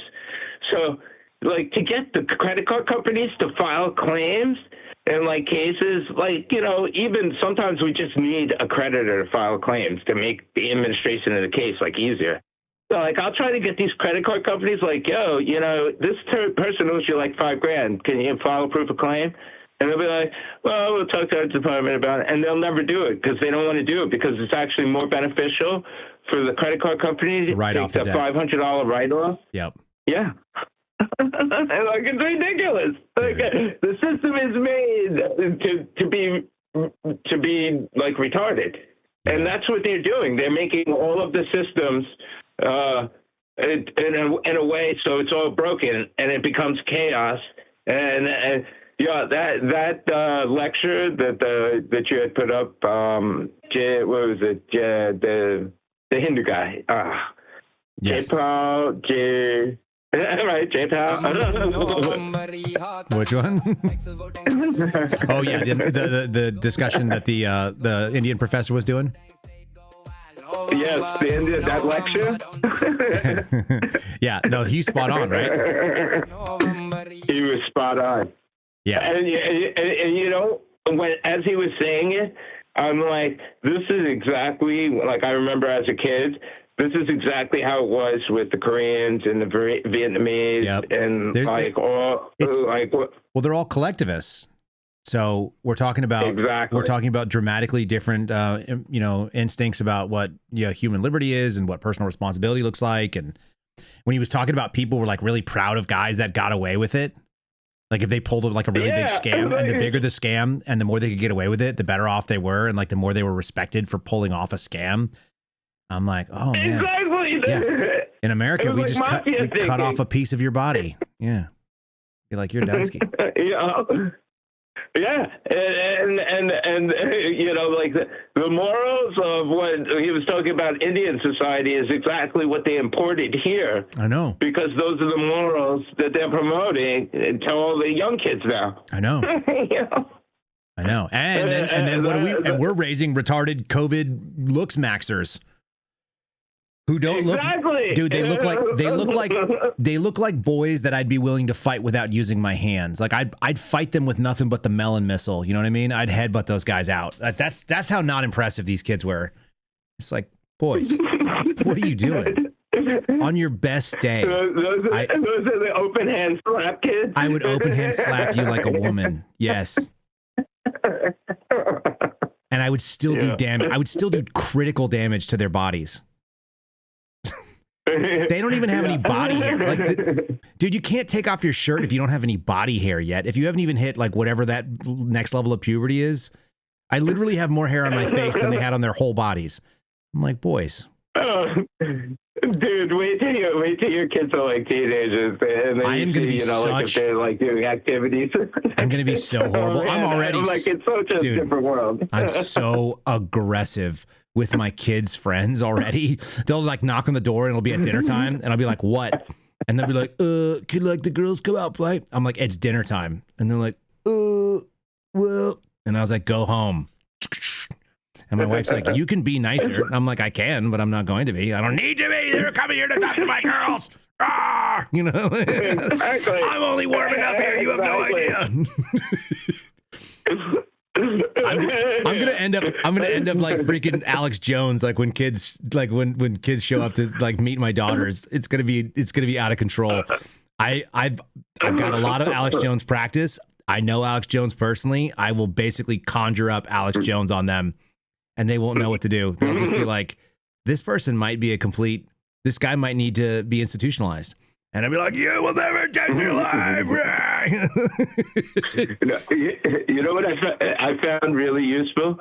I really don't talk. I just look at them, give them a stare. Yeah. Maybe if they're like polite and they do the like right thing, I'll shake their hand. Yeah, like nod at them. But I don't say anything.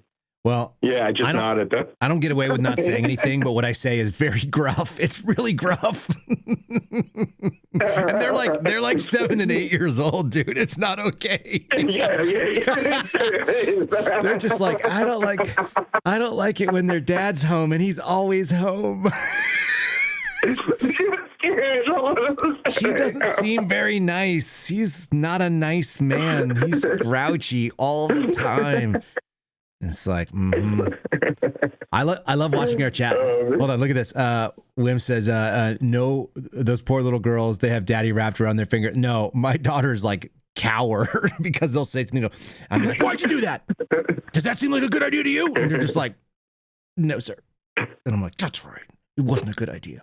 And then I'm like, hey, kids, you understand I'm going to be like ridiculously hard on you, even though you're only 7 years old. Like, it's not, I know it's not okay. I'm already sorry for it, but I'm still going to do it. And you're just going to have to know that it's coming your way.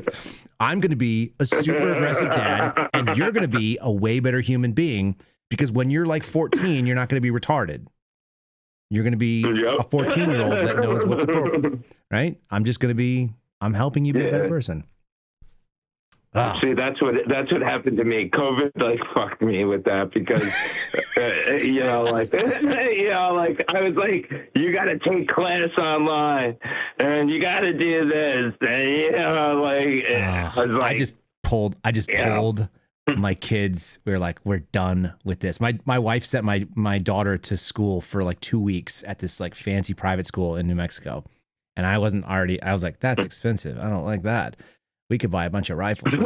We could be buying rifles instead of whatever spending on this stupid thing. This seems stupid. Yeah. This seems like a bad investment for a freaking kindergarten. But we sent her there for a couple weeks, and then some like ass little kid like pushed my daughter over, and then they were like, oh, like they have to wear masks all day, including when they're outside. And I was like, it's fuck this shit o'clock. Like, get them out of that school. Like, we're not doing it. I think I had like this crazy conversation with the lady that was there. That was not nice. I was like, your school sucks. You suck. We're out. No apologies. And then the lady was like, oh, well, like, are you going to pay the next week's? No, I'm not giving you notice. I'm out. Your services have been terminated. And you're retarded. They were like, oh, I don't feel good about this. Saying that to these people. Dude, I was banned from the school for saying that to them. I hate people that are like, they're like, well, I didn't do my job, but are you still going to do your job? No, I'm not. And I'm not going to apologize. In fact, I'm going to make you feel bad about it, or I'm going to scare you. One of the two. Very unhappy. Yeah. Yeah. My whole like perception of things totally changed to the it's this or that now when it comes to this because well, once you saw what happened in COVID, you know we're not voting our way out of it because you know that we're surrounded by retards, a lot of them. Yeah, the retards are promoted. That's how you. It's like if you're the super retard, it is Idiocracy. Idiocracy is a documentary. That's right. Absolutely terrible. Yeah.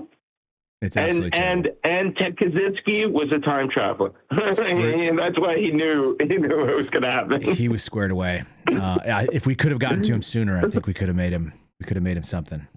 We really needed him. I mean, if we would have just had a few more dollars and we could have had more programs at the FBI, we could have got him sooner. No. I mean, I wanted to meet him in like 78 before he started sending bombs and be like, we have a better way. We're going to blow up facilities. We're not going to send bombs through the mail. We're going to like take down buildings. We're going to go do like what they did. We're going to go do Fight Club. We're going to take down all the credit buildings or something. I don't know. We're going to have to do something. We got to go back. We're going to take down all the data centers in the future. We need you. So stay here. Just hang out in your cabin for a couple of years.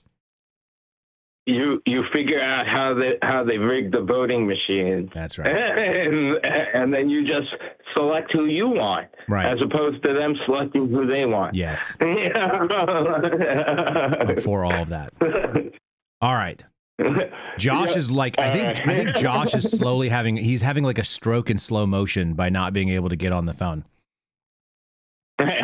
Josh he's got a boner to Axe or something, or he's got an Axe boner or something. He needs to share it. I'm pretty sure it's inbound. Yeah, sorry about that, Josh. Just real quickly, send it.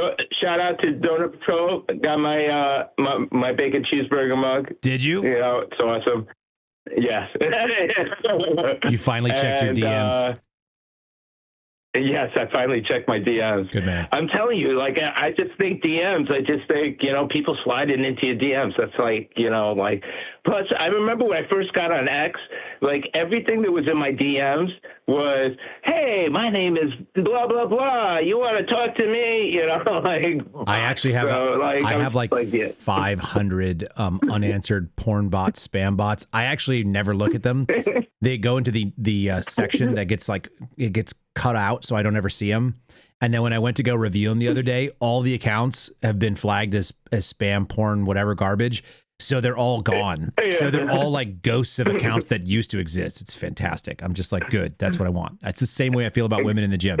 Like, get out of here, pretty lady. Yes. Spam bot out. That's it. All right. They're saying it. Last thing. Oh my God. Happy birthday, Babs. Happy birthday, Babs. All right, Renzo, get off my phone. It was good talking to you. All right, man. Have a great night. Keep up the good work. Take it easy. Too. Guys, it's Renzo. This is just what happens. Renzo has to share it. Renzo just gets to listen to me yell and rant for a minute. Caller number 3. I don't know what number caller we're on, but it's not very many. Welcome to the program. It's more than 3. It might be 4. Not Josh. I had to snipe him. That's my thing now. You got him. You got Josh. Dan, welcome to the program. What do you got going on? Thank you. Oh man, what do you think about the internal monologue? Missing your show, dude. That's how it goes. Yeah, it's real. It's being aware of your inner voice is a good thing. Good step. I know it's not right. There are times that. Yeah. That's awesome. Yeah. but it is mine. It's honest.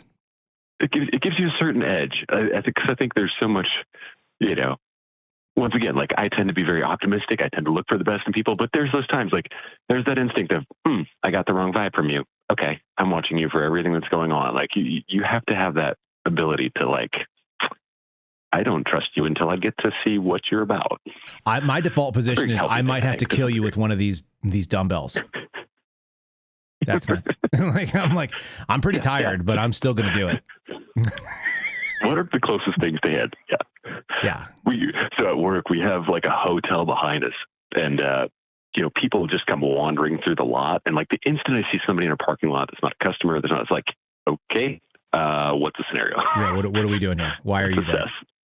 Yeah. I saw something horrific through the door and be like, Yeah. Well, I saw something horrific. There was a woman who was sexually assaulted, which was the nice word for the R word, on the ground, broad daylight, by some illegal alien in Italy. No. And nobody did anything to stop. And she was screaming for help. And I'm like, I've already made the decision. If I see that, I'm going to do a contact shot to that person's head. Mm-hmm. There's not going to be a miss. There's not going to be an aim. I'm going to go and I'm going to put muzzle to skull. Yeah. Yeah. I've already opted in for that. Italy's a different vibe though. If you're around like Rome or something, like the crowds are different, people, and like I like the culture, but that's a different area. Yeah. Yeah. No, it looked horrific. But yeah, seeing I know that, and I was like, oh no, on the cobblestones, just awful. Just awful. No. Yeah, that's a low trust society. Yeah. There's a certain awakening you have when you see something raw and evil and what it is to be ready to protect something innocent, right? Like that leaves something with you. And even just the, situations you deal with, as an EMT or, life and death, you're making a call, like once you see those things, you assess everything differently because you've had that exposure. Mm-hmm. I had my nephew pass out in my arms this week. Like, okay, we stayed calm and got things handled, but it's just like, you go through a few things and you're like, okay, I know what to do when the rubber meets the road, but if that rubber and road is someone enacting evil on innocent people, they are done. Yeah, you have to make that. Like, I thought that's what men agreed to. Math, right? Like, yeah, this is the code. I had a real serious emotional response to what happened in Uvalde. Like it really messed with me. Oh, dude. Dude. Yeah. Yep. You just watching the clips and some of that's filtered. Okay, so am I seeing the whole picture? I'm constantly keeping that in check, but like what you observe there, like how do you look in the mirror having been a man that sat in that hall? I told one of my buddies that if I ever had a scenario where somebody was trying to keep me, like, it doesn't matter who they are, law enforcement, whatever, friend, if you're trying to stop me from going to end a threat where my wife is in a room, like, you just made yourself the enemy. That's a real, like, I'm going to go through you and I'm going to go through your body if I have to. And I was like, when those cops were like taking that guy's gun away and saying, you can't go in there, even though your wife is in a room getting executed. Nope. You are now the enemy. And that's just, I cannot fathom that guy. It'd be like, hey, fuck these guys, we're going. Like the friend should have been, the other officer should have been like, let's go, let's roll. Yep. It's non-negotiable. It's crazy. Super crazy to me. It is crazy. Mm-hmm. I think that's kind of the spot that this can take. Like you were saying, the news cycles, like just this like things are getting raw and they're getting real. And like part of that is prepping for, okay, am I ready to deal with real things? And I think the other half is I get ticked off enough that like, this is the trajectory of the company or the country area around me, the people being retarded. Like I'm building, I'm going to solve problems. I'm going to go do things to in my small sphere, like pick people up around me and let's go and let's accomplish something. And I don't, whatever form that takes, right? It's like, it makes me double down on like, okay, I'm not wasting time this week. This is going.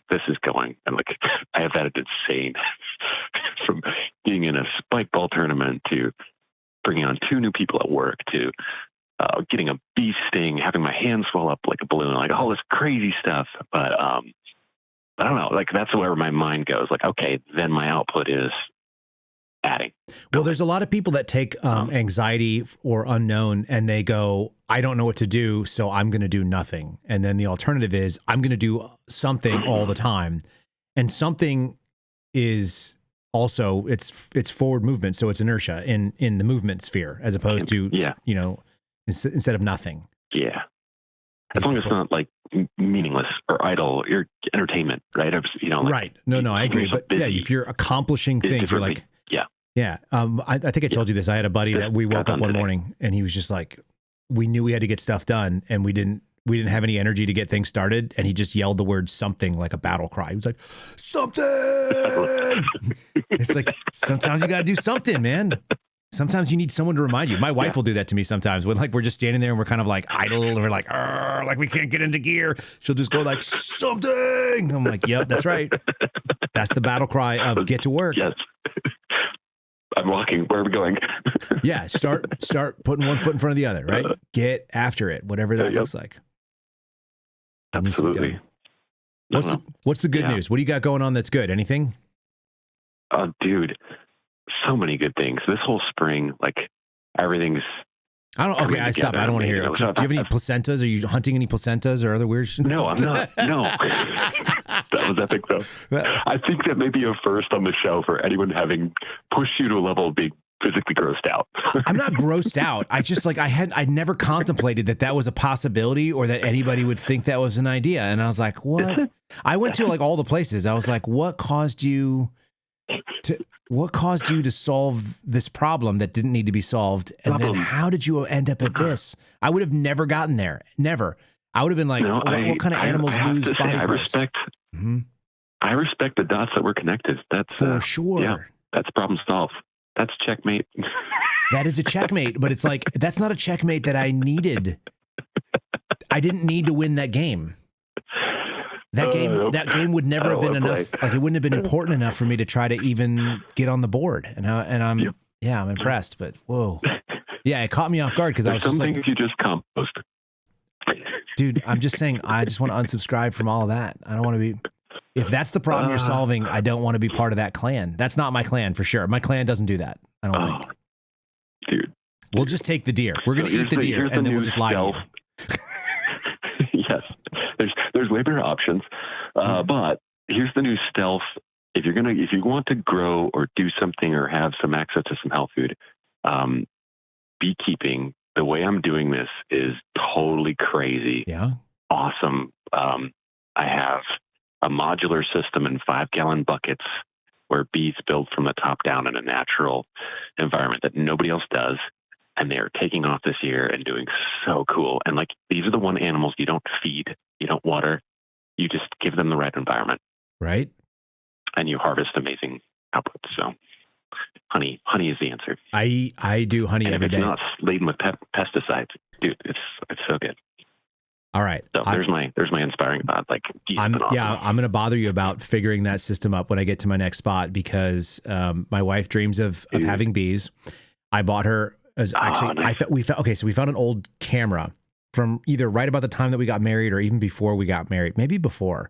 It's an old Canon camera and it had a memory card that still had photos on it. And one of the photos is one of the first. Oh, so we have this deal. Dan, one of the deals that my wife and I make is that if I ever give her a gift, then she'll never use it ever, even if she really would like it. Okay. So I bought her a purse for Mother's Day and it hasn't been used once, not once. And it's really nice. It's a handmade leather item that came from a company called Love 41. It's the same guys that do Saddleback leather. It's a legit, like full grain, super nice, lasts for 50 years. Yeah. Has never been used. Not once. It hasn't even made it off the hook yet. So anyway, we have this deal. Shoot. I have a picture of her when I gave her the Beekeeper's Bible because she was really into bees when I met her. I knew she's always wanted to have it, and I bought her the Beekeeper's Bible, and so we have a picture of her holding it, and I think that was the last time that she ever held it, other than when we moved it. She's never opened the damn thing, so I'm gonna make her get bees because she told me she was gonna have bees one day. Epic. Yeah. So have her look up horizontalhive.com. Okay. Is this yours? If you want to get started to bees, like so much simpler in an actually natural way, it's a horizontal hive is a great method, and it's far less intervention. But this system I'm using kind of takes this philosophy and I think kind of lands it. But I've got to prove it out to see if I can overwinter them up here in Wisconsin. But well, this guy doesn't look like this cool. Guy looks like he might have like some people's faces for lamps at home. Does he not? Dr. Leo Shirashkin? He does not look like a safe. Yeah, Shirashkin. I don't think he's child safe. Those eyes. The eyes. They're a little bit sunken too deep. He's got the same physique as the guys that were looks maxing in the mirror this morning, but he's a grown-up version with long hair. That's unsettling. Yeah. No, you don't even need to read his stuff. This stuff on there is actually from Adam, Keeping Bees with a Smile, is a little better. But, okay. But yeah, that's super sketch deck. But the plans on there, the source, it's a solid resource, and it's a lot less. Like you could read about bees for years and just get overwhelmed. It's far simpler if you take the philosophy there. So okay, well, anyway, I should let Josh through. Yeah, I just sent my wife the website, so it's done. It's on. Nice. Horizontal. Oh, that's my inspirational thought, man. I appreciate that. Thanks for sharing something with me that I didn't know about. And now I want to see, are there going to be pictures on our locals account of this bee situation? Oh yeah, I can drop some in. I'll give some updates too on the whole chicken system, orchard, garden. I'll get that posted out there a little bit more. Hold on. Do you know what the locals is so weird though? It's so hard to find stuff. Do you know what the Klux capacitor is that Tom Massey has? Yeah, I think I know what you're talking about. There's a video. So he created a mobile, self-directed, solar-powered rainwater gathering, self-contained chicken hive or chicken, whatever you call it, nice thing, and it rolls, the automatic tractor, and it roams around his yard, automatically. That's epic. And he calls it the Klux the stuff capacitor. That man did with water. That's awesome. He's a savage. Awesome. Somebody was like, "Now you have nothing. You've lost your job." He's like, "Yeah, he's worth like fucking $100 million, and he has a beautiful freaking compound with a house he built by hand, and like a million cool things, 30 different patents, and a bunch of different ideas that he wants to invent. He has his own laboratory." Dude, yeah. And he was telling me, he was like, I went down and invented that debt clock in like 3 days. He's like, today I could do it in about 45 minutes because of AI. Like the code would be so much faster. It's crazy. That's crazy. Yeah, he's stupid smart. Man is a mad scientist. Yeah, he is. Anyway. All right, pictures of your hives. I request. Renzo is already sending pictures of bees for no reason. No one knows why. It's a bucket. I don't know. Whatever. Freaking bucket. All right, man. Good talking to you. Good chatting. Thanks, Dan. All right. Peace out. All right, we're going to give Josh a shot to jump in here. Josh needs to be in. Josh, make it so. Let's hear about what you got, and then we'll wrap the sucker up. I don't even know what we're talking about. These programs that we do are always completely off the rails, mostly entertaining, mostly for me. I feel like I'm the one who walks away with the win on this, but some of you guys find it fun to just eavesdrop in. Get a load of all this brothers. Brother.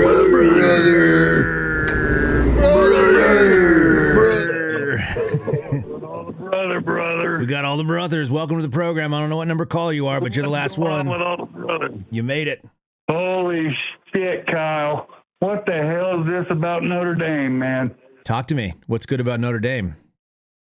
What about queers like in Notre Dame? What the hell is that all about? I don't know. It just seemed, it was like just a kind of a general impression or vibe. What is it not?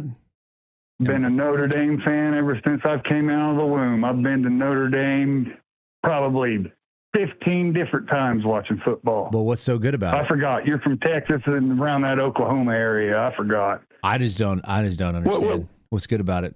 It looks cold up there. Everything. Oh, going up there cold. Wait, did you go to school? Wait, hold on. Did you go to school at Notre Dame? No. I've just been a Notre Dame fan all my life. This doesn't make any sense. I get it. Sounds fag. That sounds kind of gay. I think that's where I was getting the gay thing. That's where it came from. So now you know. I think there's some justification in what I think you proved my point. I think you just did, man. I just fanboyed out. I've been fanboying out over a college I've never went to my entire life. You just did it to yourself. Fucking hit the nail on the head. Sorry, man. I wasn't trying to like lure you out like that, but shit, it seemed to me like you probably hadn't gone to school. That's been my team, though, man. God damn it. Fuck. Isn't that kind of gay, though? Wouldn't you agree? You got me. It's kind of gay. Yeah. Now you put it in perspective. It is kind of gay because I wore the jerseys and all that. Oh man, you were pretending. You're pretending to be the thing that you weren't. Oh no, it's terrible, dude. Bro, I used to go up to Notre Dame. I want to give you absolution for this. 2 or 3 times a year. Oh no, so bad. Well, I ain't no fucking Scotty Pressler. I'll tell you that. No, I don't think you are, but it's a different thing. It's not good. But I got a big ass beard, man. You say we ain't got beards and pasty. I got a magnificent beard. I know, but you didn't go to school there. The people who go to school there don't have any beards. Yeah, Yeah, man. Now we think about this, dude. I used to go to the fucking spring games. I used to go to fucking baseball games and shit. The baseball games. Yeah, Fighting Irish. That's where we're at. Yeah, fighting little midget leprechauns. That's not gay at all. I will tell you this. It is not a threatening. That is not a threatening. The little midget with the beard, that with the top hat, that is not a threatening mascot. It's not scary at all. Oh, you don't want to fuck around and find out with that little dude. I guess not. Climb into your boots, Josh. Son of a bitch. I didn't mean to listen. Kyle, got to put it in perspective. I know. Sorry about that. I'm having one of those days. To be fair, everybody's a target, so you just got it. We're gonna have to roast Steve Friend tomorrow morning. Poor Steve. You're doing what tomorrow? Just gonna roast Steve Friend. He just needs it. He'll be so mad. Oh, that'd be all right, man. That'd be worth it. He's real That'd be defensive about fucking those worth it. Irish things, but it's like it's not. Well, man, it's just I've been a fan all my life, and now you're like, did you go to college there? And I was like, well, you know what? No, I haven't. No, it is kind of fucking gay. I'm wearing Notre Dame jerseys and everything else. The fuck am I doing? It's a rough time to realize that in 2026 at 8:45 in the evening. It just hits you like a ton of bricks. This call is brought to you by 44 years old. Fuck yeah. Yeah, That's brought to you by Natty Ice. Oh man. Holy moly. Brutal. Fuck. That is brutal. I thought I had a good rebuttal, and you just fucking stopped me dead in my tracks, brother. I wasn't trying to. Maybe I would be good at this kind of thing. I've been listening to a lot of roasts of late. So listen, I've been listening to a lot of roasts. So maybe I got a little bit of that going on. The Kevin Hart roast is great. Oh, it's so one of the good. funniest fucking things I've ever seen. Watching Shane Holy Gillis shit, open that I up felt- killed me. Holy fuck, that was hilarious. He's like, you got a DUI. It's the cutest little DUI you ever saw. Trying to reach the pedals. I felt bad for him for some of it, man, because he was in a predominantly black crowd, and he's just firing off these jokes left and right. Ripping and them. he didn't want to say this shit, man. He's like, well, Kevin Hart's so short, they're going to have to hang him from a bonsai tree. Lynch him from a I was like, bonsai what the tree. fuck, man? Yeah. Oh, it's so good. And he was like, I deliberated on that joke for 3 weeks, but Oh, fuck. He's like, it's too good. And then Tony Hinchcliffe, he didn't give a flying fuck about nothing. That's man. what he does, he though. Didn't give a I mean, shit. he's a roast I comic. know he's fucking brutal. great. Do you remember He when they is lost their fucking minds great. because he was telling jokes about Puerto Ricans being trash piles or something like that? Oh yeah, I was saying it was a trash dumpster, America's trash dumpster, Yeah, 2 floating years trash ago. dumpster, and all this shit. Yep. Oh yeah, I'm like, what are you losing your minds about? I grew up in the Chappelle Show era. That's right. You guys are fucking soft. So much softness. There's around Clayton Bigsby and all that shit. Comedy used to be absolutely vicious, which is I used to listen to a lot of stand up. I listen to less of it now. I should listen to more stand up. It makes me laugh, and I like seeing people get destroyed. I like people just looking at a problem and finding a funny way to tell me the truth. You know, that's what I Yeah, enjoy. that's that funny shit, man. Kind of like helping you That is understand funny fucking shit. what your Notre Dame problem was. Now that you know. Well, God damn it. God damn it. I don't have embrace the it. long hair down to my back. Just embrace it. Fuck. I already embraced Axe Boner. I'm not gay. I'm not a fag. I just got respect for Notre Dame. All right. It's just out of nowhere. Yeah, well, at least you know what you're on. Oh, goddamn. Well, you infiltrated my mind with all the Pressler fucking grinder photos and shit. And I'm like, God damn, this motherfucker's the biggest fucking fag I've ever seen. How is he part of the RNC? It's the gay old party, buddy. Fuck yeah, it's a faggot party. It's terrible. And if it's not a faggot party, it's a big old fucking Jew party. It's ridiculous. Do you know what's And now we crazy? Hearing you say this. Now we got poo smearing Indians getting involved in this party. that's What true, the too. fuck are we doing, man? Josh, I hear the background, and it sounds like you have so much wildlife going on back there. It doesn't sound like you're somewhere in Indiana. What it sounds like is that you're in the freaking jungle that the predator is stalking you. Just saying. Oh fuck, man! All those noises in the background. Party tonight, man. It's epic. We had rain after rain, and these asshats schedule Leo's fucking game at 7:00. It's like, come on, guys, on a Thursday night, come on. The fuck. Those frogs are out But of yeah, control. we got frogs out here. Yeah. I got baby snakes around here. I got a baby bunnies running the fuck around. You want to do the song? Oh, yeah, they're fucking no. Hey, fuck no. You may call me a fag because of Notre Dame worship, but I ain't singing that bullshit. Come on, sing the baby snake song. What are you doing? You already played them fucking pop music shits at the end for a palate cleanse, and I got my volume turned up. Hey, there you go. There's your jam. Were you boogieing to this earlier today? That's not the one I'm talking about. Which one? It's like the dude with the guitar, and then the other one where she with the chick singing punk about rock the song. CIA and connecting them. Yeah. Yes. I'm like, holy fuck! I got my shit turned up trying to hear you talk, and then that shit blares in, and everybody's looking at me like I am a fag. And I'm like, well, now that you said Notre Dame, maybe I am. Maybe you are. Who knows? Just embrace it. It's all right. Fuck. I ain't embracing penis, man. Fuck that. You had to make it so obvious. All right, you're right. That's not right. I don't want to do that to you.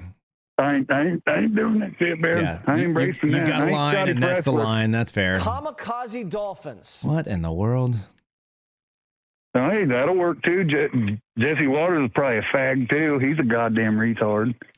What the fuck is he doing? Talking about UFOs, kamikaze dolphins? He's just searching for clout. What a fucking tard. Everybody.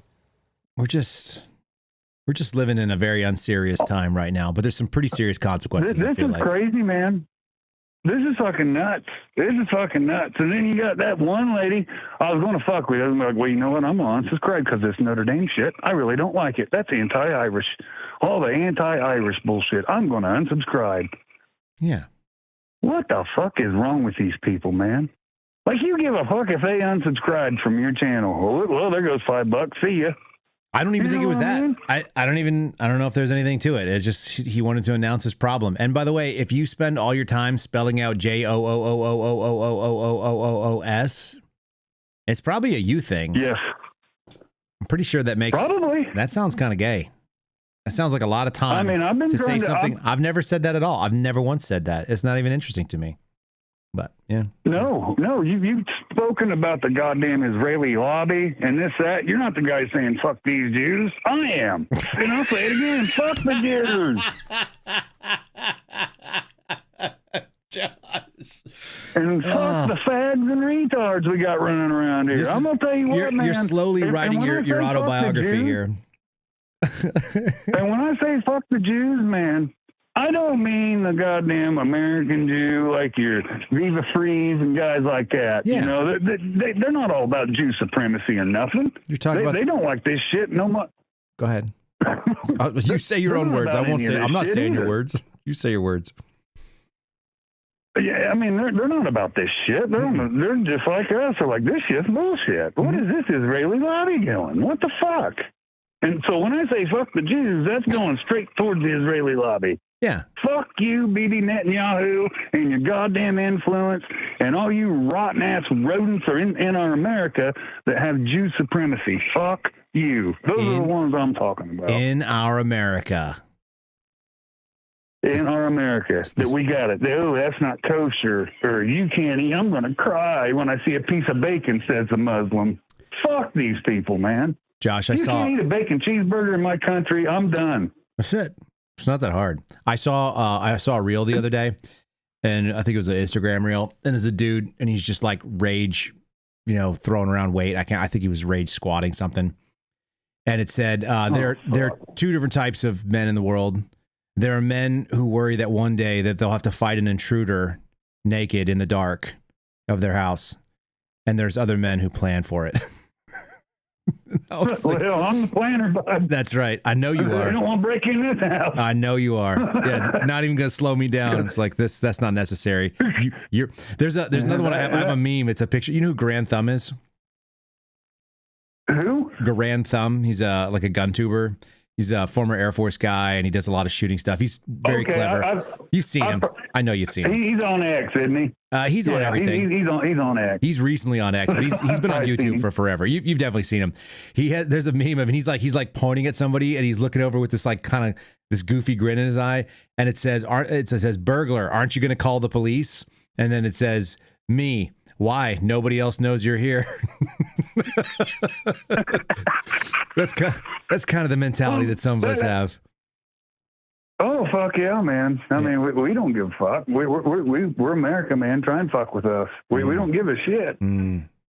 You know what I mean? It's just, everything's just out of control. You choose your own adventure. It's just going to be weirder. The boner is shortly going to turn into a damn tactical boner. My wife is not going to like me watching goddamn Tackleberry Project. It's pending. I'm gonna try to lure Kryptonite Rick. I don't know how he became Kryptonite. He used to be Crypto Rick. That was a lot easier for me. I think he's always Crypto Rick to me. He's our chat mod over on YouTube. Oh yeah, Crypto's a good dude. He's a good dude. Jen Little 97's a good chick. Yes. AA Ron, he's badass. I mean, Sam White, Drunky Right, but I Keys, can lure in there, man. I think I can lure Crypto Rick to join me at the range, and maybe a couple times he can help me with the camera. I think he offered at one point to cameraman. My stuff go.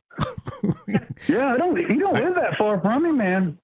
Nah. I don't think. Nah, we're close. He lives right there in Texas. Yeah, right there in Texas. You know, Texas is like a day and a half drive from one side to the other. Oh, I could only imagine on that shit. Rick's only he's only a couple minutes down the road from me. He just happens to be in the same area, which is really weird because I met Rick through Ryan Matta, and Ryan was in freaking Michigan. So the odds of like Ryan. Matta's a good dude, man. Matta's a good dude. He can be a retard. He's our retard, but Matta's though, right? all right, man. He's our retard. Yes, he is. Not like Chud the Builder's our retard. That dude is fucking retarded. Yeah, he's not. He's not our retard. Kids it out. Same way with that goddamn Jake Lang, man. What is wrong with that dude? You get pardoned on your J6 shit. He just wants to die in prison. You know, Some people want to die in prison. Yeah. That's it. It's like, what the fuck is wrong with you, man? Same way with Chud. It's like, I get the point you're trying to make here. That's right. This, that, and the other, but this is not the way to go about it, bud. You're going in a hostile environment to begin with, and firing these fuckers up. What do you think's going to happen? And do you think a court That's what they want. Is going to? They're what did my dad used to call them? Shit disturbers. He's just going looking for trouble, obviously. Oh yeah. Well, nowadays it's all for fucking clicks and views, and that's what's sad. You want to throw your life away for clicks and views? Get the fuck out of here, man. I mean, no, hard pass. I had someone say something. They're like, "You're just saying things that you think are offensive because you need the views," and I'm like, "Man, I say things that I think." The end. You can't pay me. You say the facts, brother. You say exactly what we all see, man. That's what blew my mind about that. Whoever it was probably retard Jeff probably did that. Or whatever these fucking trolls are you got in your chat. I kind of like it. Is that weird that I like that the trolls are good? Well, yeah. I mean, they're funny. I like giving them shit when I got time to get on there and fuck with them when I'm at work. I mean, it's fun. It's fun to fuck with them. But I couldn't believe it. Oh, it's Jew this and Jew that. And no, he's just talking about Israel. It's common sense. Look at the Massey shit. It's being discussed. 25 million? It's being discussed everywhere. It's like exactly. It's a topic that everybody's touching on right now, and the answer is like, okay, well, if we're talking about this, let's try to have something sensible where we get some information out of it. Is there information is there factual information that backs up what people are claiming? Well, it turns out you can find out where money came from. That's actually relatively easy. Is it a shitload of money for a thing that it shouldn't have been involved in? Yeah, it turns out it is. Is there a possibility? Go ahead. Go ahead, man. Go ahead. Well, I was going to say, I mean, is Texas going to turn? Dude,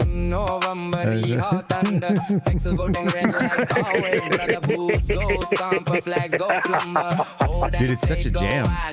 It's catchy. That's where we're headed, man. I could jam to that with some fucking finger cymbals on, man. Yeah, I don't know. Every time, like I can rock some Indian finger cymbals. It is way too catchy. I don't like that. I like that song that much. As long as it comes from over there, and I don't have to. As long as I don't have to have it in my house, it's good. It's pretty crazy. It is pretty crazy, but I mean, like you said, they spent all this money in an election that averaged what, half $1,000 or $500,000 at most of the time. Oh, usually, yeah, it's usually very low dollars for primaries. Yeah, shouldn't be any of that kind of money. I mean, you dump this amount of money, Miriam Addison, on a primary. And you say, oh, well, we're not controlled by Israel. Oh, but why'd AIPAC say we got an Israeli? I mean, these people don't see this, or they're just retards and blind. 85% of Americans are seeing this fucking shit right now. They're seeing it.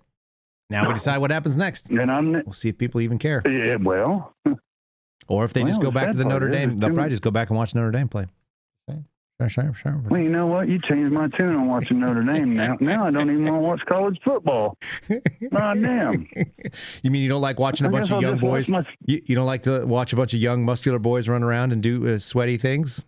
What are you even watching? My boys play sports, all right? It's pretty gay, dude. I watch my boys play sports. Yeah, that's different. That's different. And They're your kids. And I watch MMA and shit like that, man. And I've been watching that Real American Freestyle because I used to wrestle in high school. So, Okay. I mean, yeah.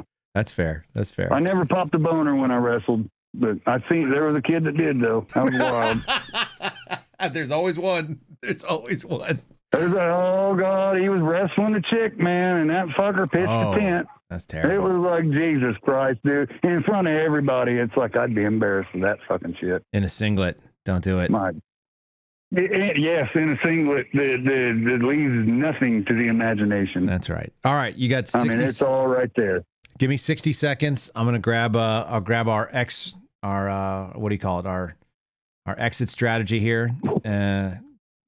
Final thoughts. Hey man, you're just doing a great job. Fuck all these people trying to come at you, man. It just shows you. All right, buddy. Well, that was the a short. Notre Dame shit aside, man. Yeah, the Notre Dame shit aside, man. We're cool, man. You open my eyes a little bit. I'll still probably watch them, but I ain't gonna have a rainbow flag, and I'm gonna wear my boots right. I'm not gonna have any long fucking hair or nothing like that either. Good man. I ain't gonna have Lindsey Graham's. I ain't gonna have the smell of Lindsey Graham on my breath. So. It's terrible.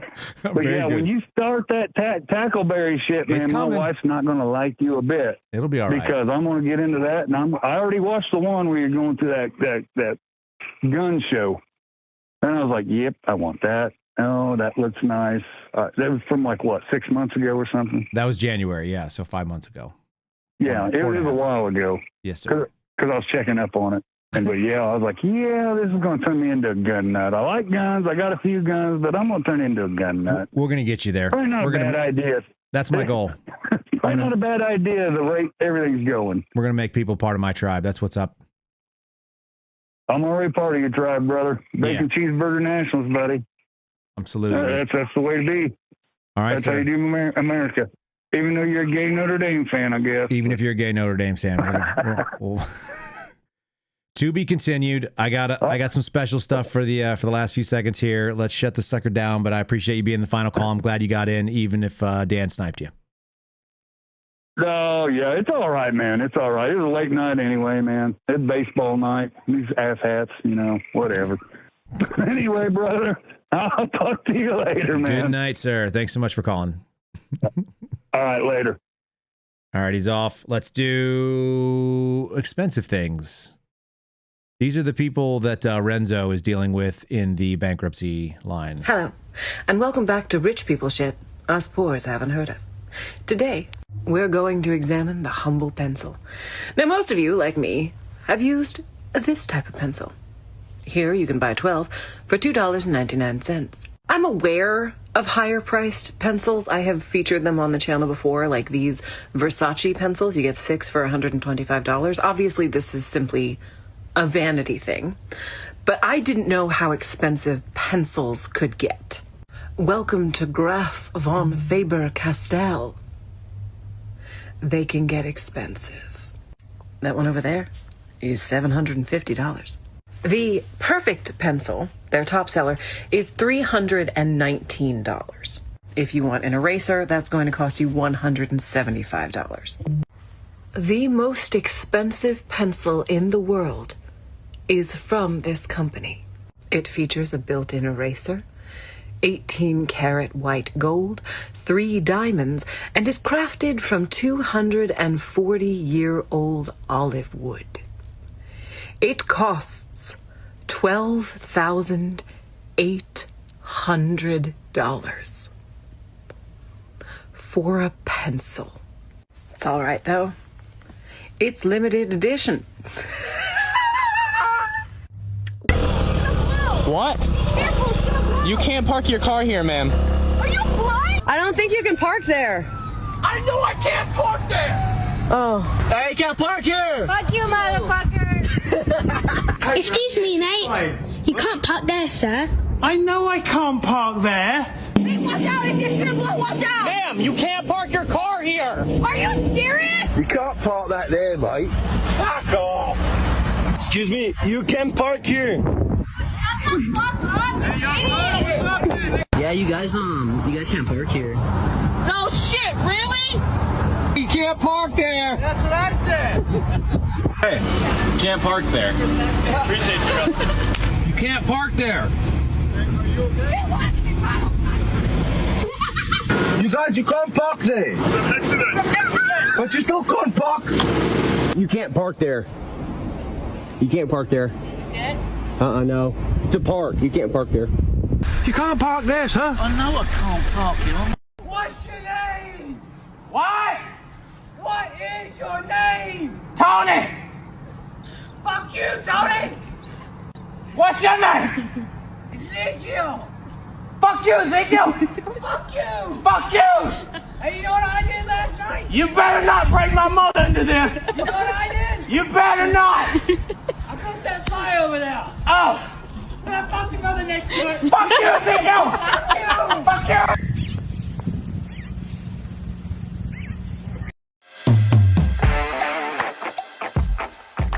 Thanks for listening to The Kyle Seraphin Show, streamed live weekdays on rumble.com/Kyle Seraphin. Follow Kyle on Twitter, Truth Social, and Instagram at Kyle Seraphin.